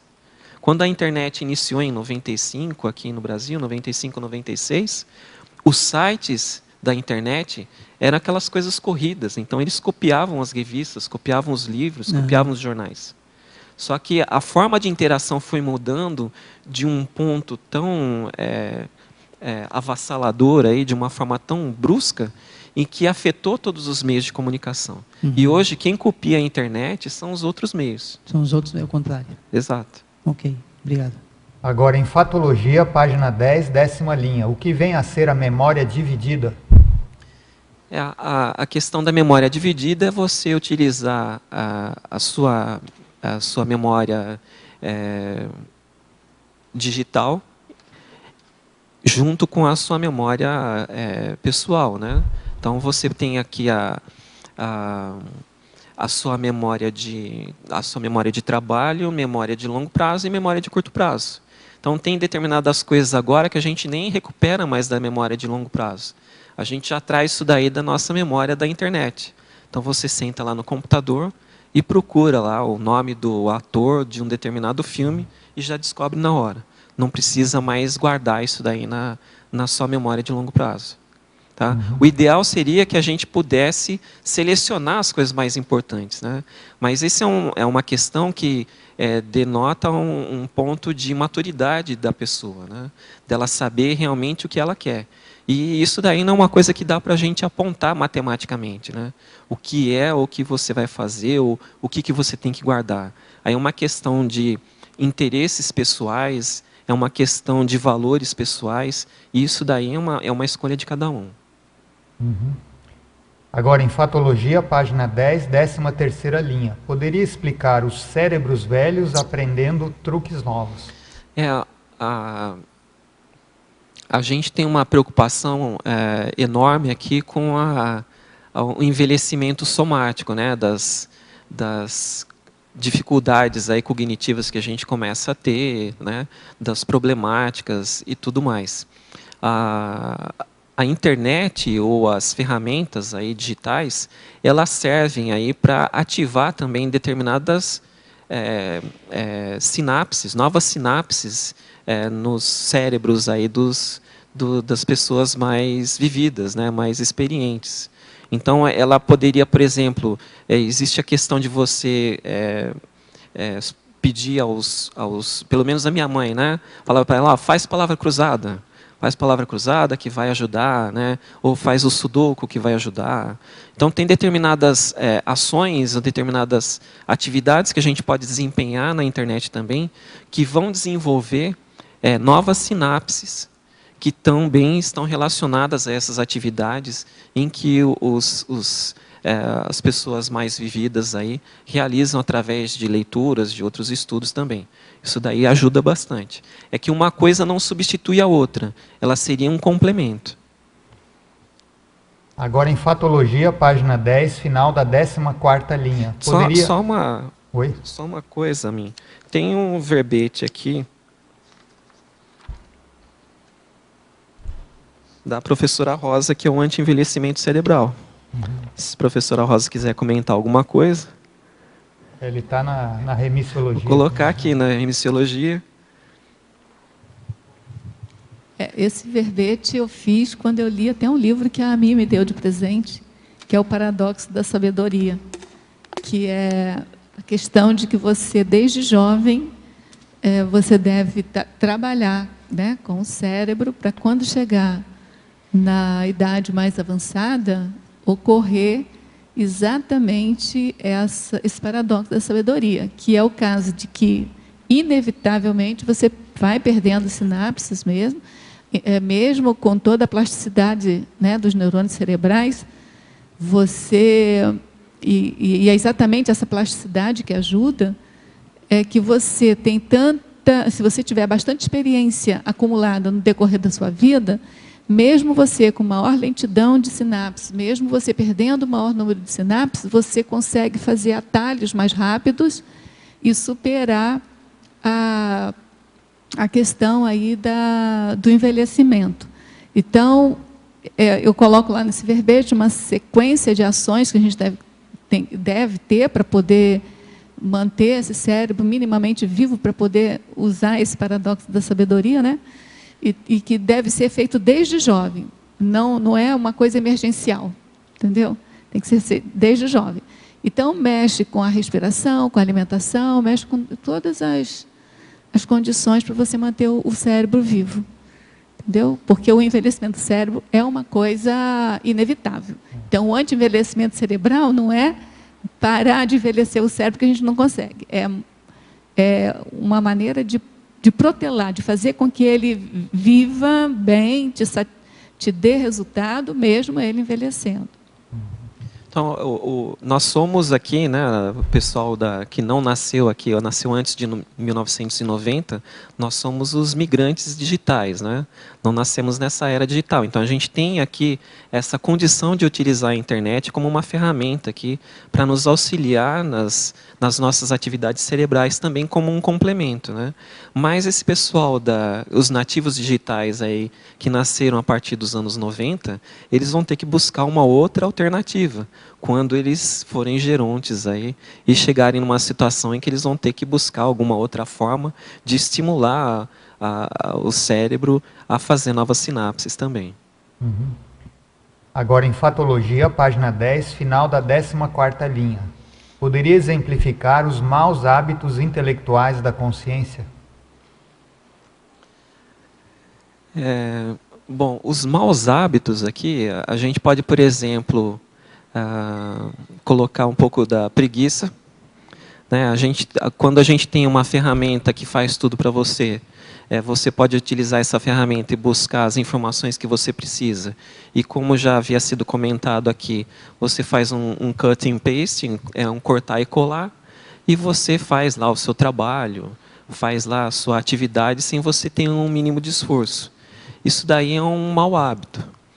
O que mais aqui? Tem essa questão da memória que você falou, né? A questão da memória é uma questão...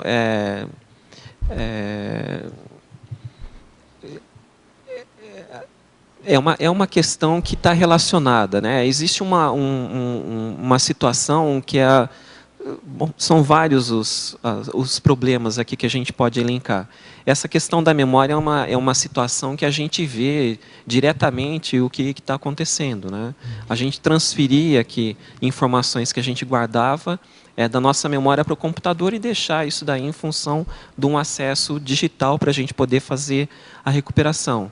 Existem questões cognitivas aí, por exemplo, hoje eu tenho dificuldade para escrever, porque a minha caligrafia é ruim. Eu já não sei mais direito assinar um cheque.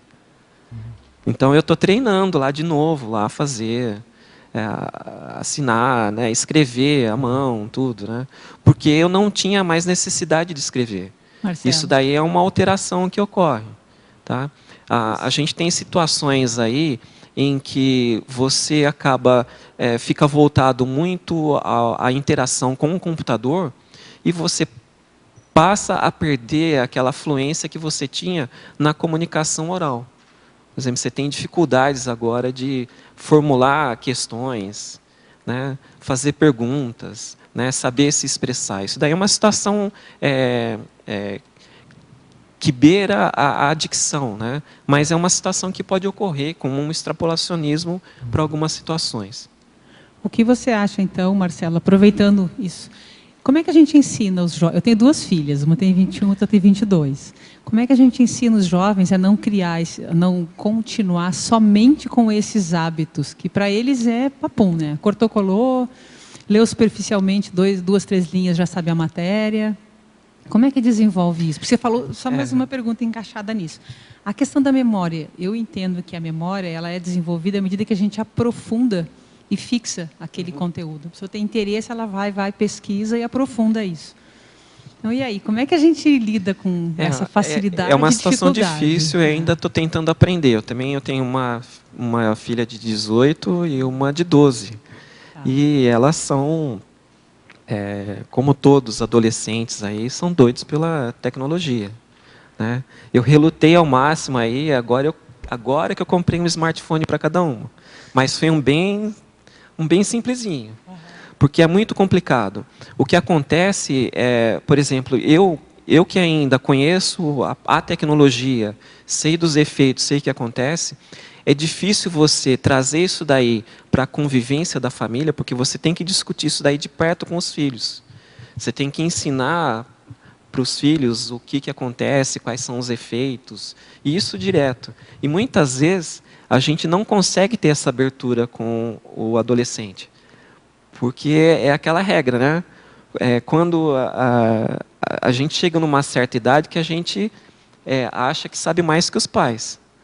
Então é difícil eles ouvirem, tá?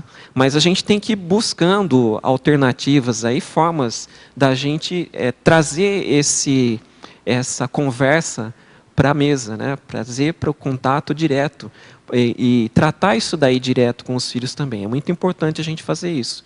E isso daí é problemático porque nem todo mundo tem uma noção aprofundada do que é a tecnologia da internet, por exemplo.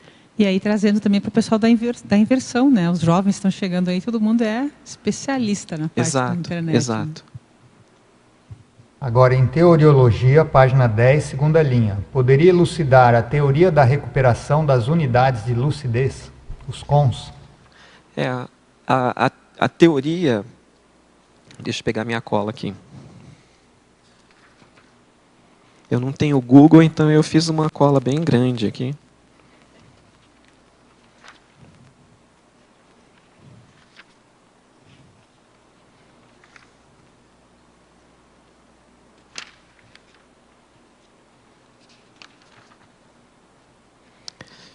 Então, a recuperação, vou ler aqui porque é a minha cola. A recuperação de cons é o processo holonemônico de retomada da lucidez através da lembrança de padrões ou esquema paracognitivos associados ou não a rememorações episódicas.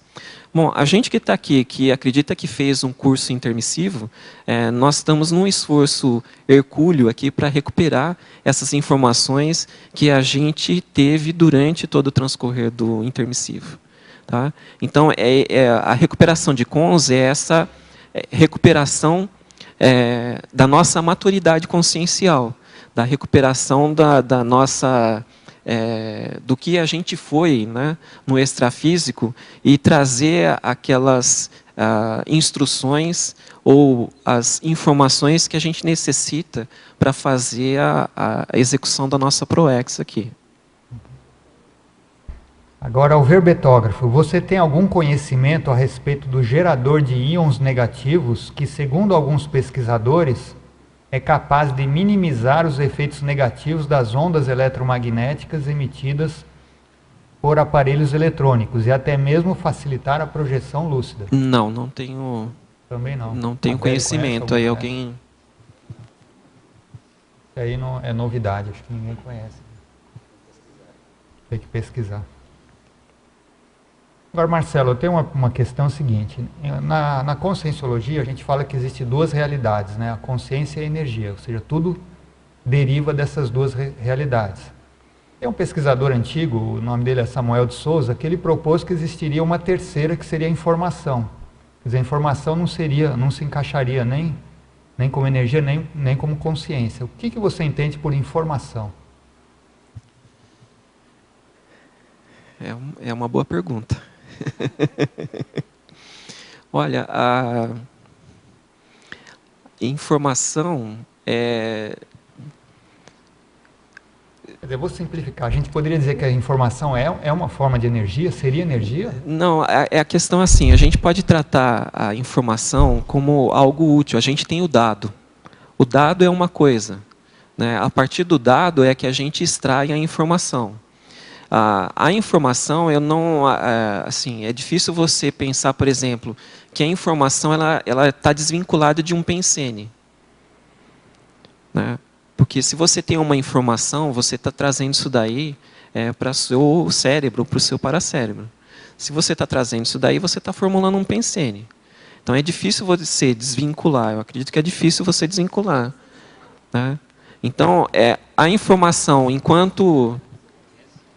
mas a informação enquanto entidade em que ela está armazenada, ela não é nada, né? A informação como ferramenta útil é alguma coisa que você transfere adiante. E isso daí está vinculado ao pensene. Eu acho, Marcelo, meu ponto de vista, que a informação é energia, é uma energia consciencial. Essa questão de ter o meu holopensene ali está expresso, foi modulada, então é uma energia consciencial, não é uma energia imanente. Mas aquela informação não tem consciência. E se a gente só tem consciência ou energia,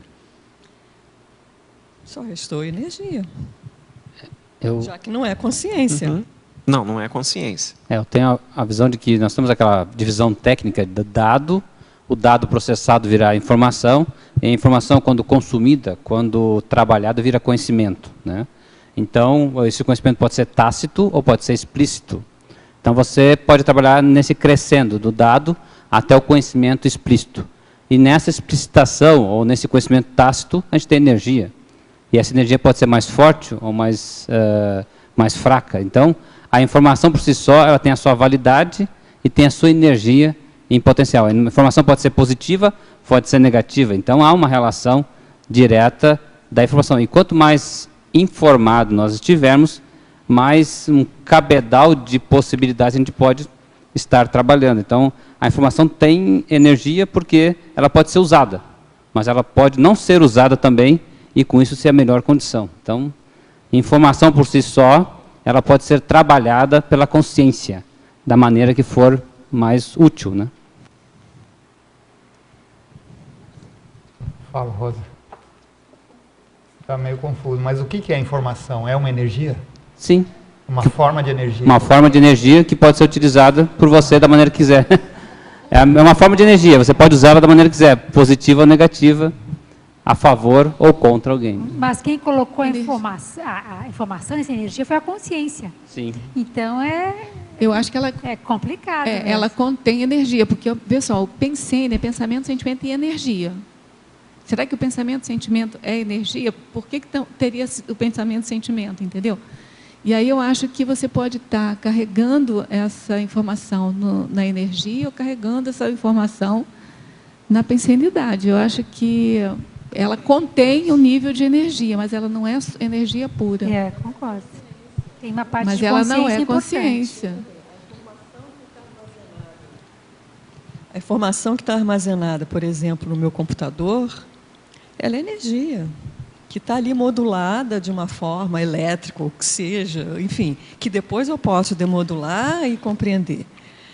Claro que ela tem a energia consciencial de quem gerou, de quem manipulou, né? Todo mundo foi adicionando ali a sua parcela. Mas aquela informação, ela não tem vontade própria, ela não tem consciência. Quem tem consciência são as pessoas que usam. Eu sei, mas, por exemplo, o conhecimento. A consciência é o próprio conhecimento. O conhecimento é a própria consciência, né? Então, assim, na hora que você vai mandar uma informação, aquela informação vai com energia, mas será energia que ela consciencial. é só energia? É a definição de energia consciencial. Porque toda a informática ela vem de informação, não é isso? Isso. Eu não estou dizendo que eu estou certa, não, só diferente, não é? Eu acho que vai depender muito da abordagem, do foco em que está sendo dado, para você poder fazer essa definição, buscar essa definição. Acho que para determinados focos, a gente tem vários focos, vários pontos de vista que a gente pode abordar a informação. Desde a questão da informação digital até a questão da informação consciencial. Tá? Então, aí a gente tem vários parâmetros aí que nós podemos utilizar para poder fazer esse detalhamento da informação. Eu acho que até um bom tema de segundo verbete aí. Não, eu tentei, é que escolheram outra. Eu ia falar sobre binômio comunicação e informação. Mas aí escolheram tecnologia assistencial. Então, fica para o terceiro. Vamos lá. Fica para o terceiro. Pessoal, aqui a gente queria falar que tem uma promoção aqui da compra antecipada do Léxico de Ortopensatas, que é a obra-prima que o professor Valdo está escrevendo. E a promoção é que é a seguinte, são 2 volumes, está tendo um desconto de 20%, de 340 ele sai por 272, e o objetivo é ajudar a publicação desse léxico, né? As pessoas que contribuírem vão estar ajudando, né, comprando antecipadamente, vão estar ajudando a publicação aqui do léxico de Ortopensatas. Então, as vendas são pela epígrafe. O telefone o código é 45 3525 0867. Então, as pessoas de fora também podem comprar, que eles enviam pelo correio.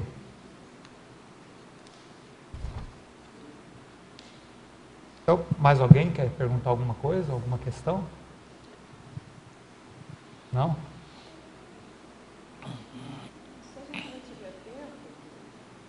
Eu acho que valia a pena o Marcelo falar um pouco, ele fala no final do verbete dele, quais são as profilaxias que a pessoa pode fazer para não incorrer no uso. Não é uma listagem que você tem no final? Quem sabe termina aí com essa...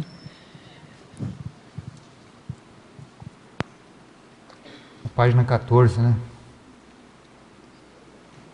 Então, a gente tem aqui a questão da terapeuticologia. Existe a desintoxicação digital. Então, a desintoxicação digital é um processo em que você fica completamente isolado da tecnologia. Então, existem alguns locais aí em que eles já não deixam mais você entrar com um equipamento. Então, determinados retiros aí, que a pessoa vai para uma fazenda ou para um local que não tem sinal de celular, e aí ele nem tem utilização para o dispositivo.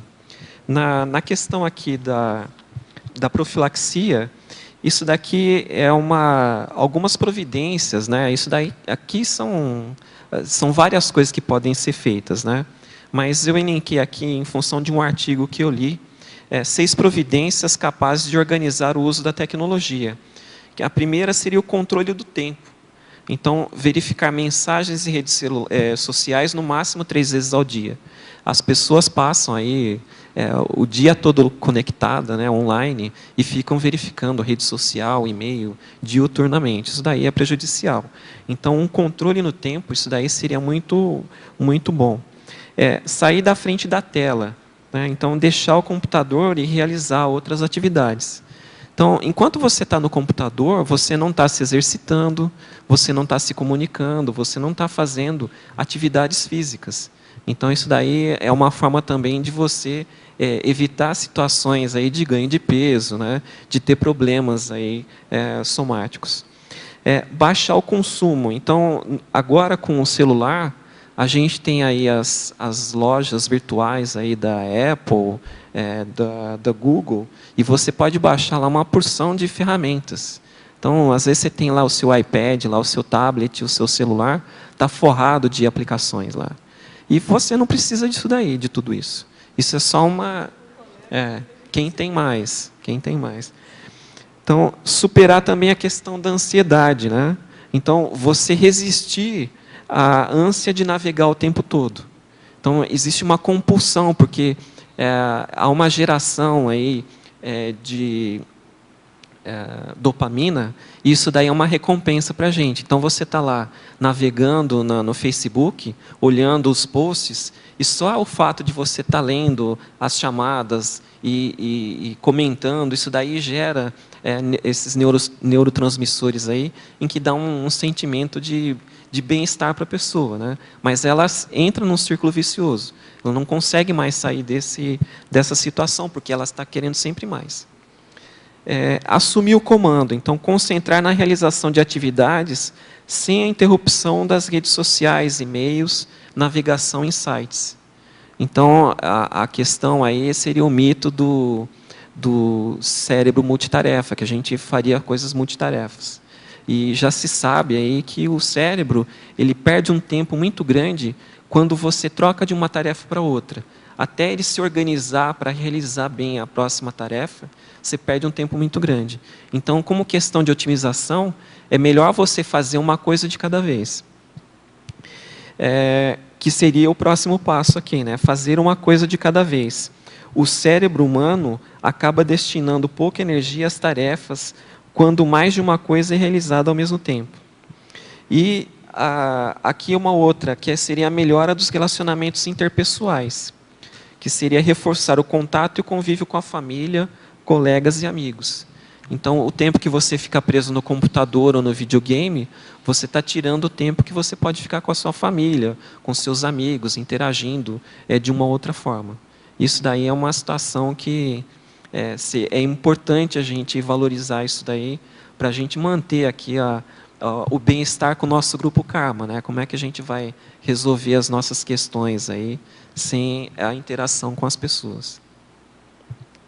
Muito bem, nós agradecemos aí ao professor Marcelo pela tertúlia. Esperamos, né, já está prometido aí, os próximos. Agradecemos aqui a presença dos tertulianos, dos teletertulianos, a participação dos teletertulianos. E vamos passar para os nossos avisos e informações. Obrigado. As pontuações da tertúlia de hoje foram 25 assinaturas no livro de presença, 12 perguntas presenciais e 25 perguntas respondidas online. Hoje nós temos 4 recados. A Nazaré com o curso Acoplamentário, a Keiko com o programa Verbetografia, a Patrícia com o curso de Projeciologia à Distância e o Douglas com imersão em ectoplasmia. Mas antes nós teremos os amigos da enciclopédia. Olá, boa tarde a todos. O professor Marcelo Nashibar, que hoje nos deu uma aula aí sobre a internet, o Google, né? Ele também é autor de uma ferramenta de busca avançada da Enciclopédia da Conscienciologia, que é a Verbetomática. Essa ferramenta ajuda muito ao pesquisador a pesquisar a enciclopédia de uma forma diferente do que está lá a ferramenta básica da enciclopédia, né? Então, é muito prática, muito importante e está em fase de testes ainda. Então, quem tem acesso a isso são os associados do programa Amigo da Enciclopédia com exclusividade. Então, além da verbetomática, nós temos lá também a própria enciclopédia para fazer um download, baixar no seu computador e fazer sua pesquisa. E temos o Holoserver também, que é uma ferramenta de pesquisa avançada em 23 obras de Conscienciologia, inclusive os tratados. São todos benefícios para quem é associado do programa Amigo da Enciclopédia.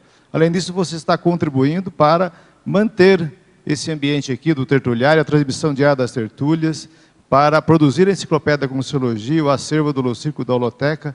Então, o resultado, os recursos do programa Amigos são aplicados integralmente nessas atividades. Então, a gente convida você que não é associado, se puder participar, aqueles que já foram associados no passado, se puder renovar, que nós temos aí várias necessidades, demandas, investimentos e melhoria para fazer aqui, e você ajuda a manter tudo isso. É muito fácil se tornar amigo, basta ligar na recepção do CAEC no 45 3525 2652 ou acessar o site www.enciclopediaconscienciologia.org e você faz sua adesão rapidamente e pode usar todos esses benefícios que nós falamos aqui. Muito obrigado. Boa tarde a todos. O CAEC convida você para a próxima turma do acoplamentário, que ocorrerá no próximo final de semana, de 21 a 23 de março de 2014. O tema é desperticidade, que é bastante relevante para todos nós que queremos desenvolver a liderança interassistencial no próximo período intermissivo. Um tema também bastante debatido e que todos desejam alcançar esse patamar no atual momento evolutivo de todos nós da CCI. Então, os EPICONs dessa turma são Moacir Gonçalves e Marina Tomás. E se você tem alguma dificuldade financeira, o CAEC preparou uma série de pacotes promocionais que pode caber no seu orçamento.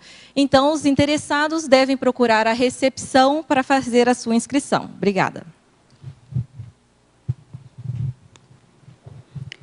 Boa tarde. A Enciclo Sapiens convida os tertulianos e teletertulianos, neste caso, que residem aqui em Foz do Iguaçu ou na região, que estejam interessados em participar da Enciclopédia da Conscienciologia, né, dessa mega GESCOM grupal de auto e hetero revezamento multiexistencial, escrevendo e defendendo o seu verbete aqui no tertuliário, a se inscrever no programa Verbetografia. O curso oferece técnicas, informações e aulas gravadas e também aulas, no caso, a turma aberta, né, é semipresencial, então são aulas presenciais para fazer o acompanhamento da sua escrita, da sua produção verbetográfica semanal.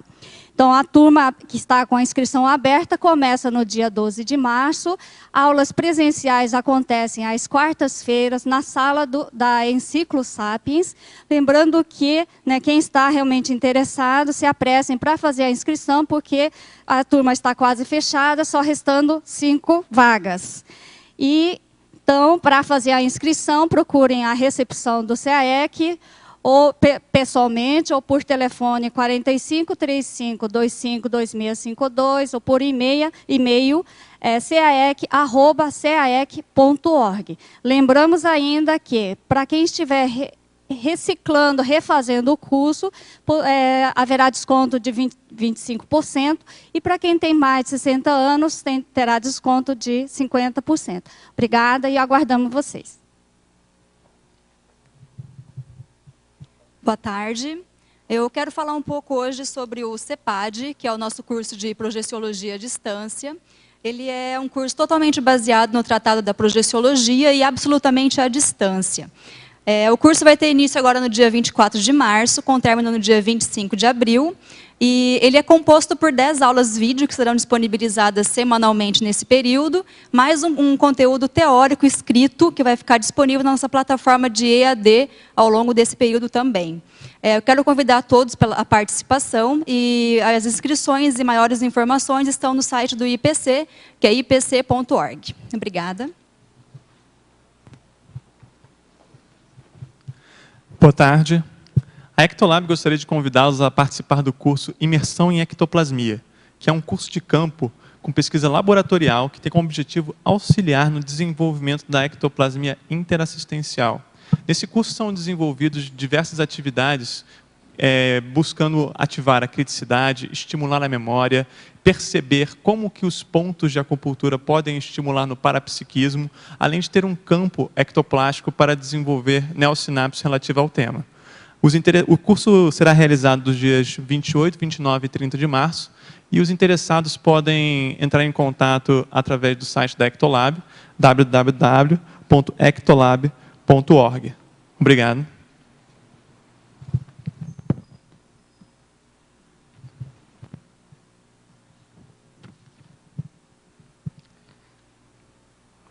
Para amanhã, teremos o verbete Teto da Autocompetência, especialidade Autoevoluciologia, com a verbetógrafa Adriana Lopes. Muito obrigado e boa tarde a todos.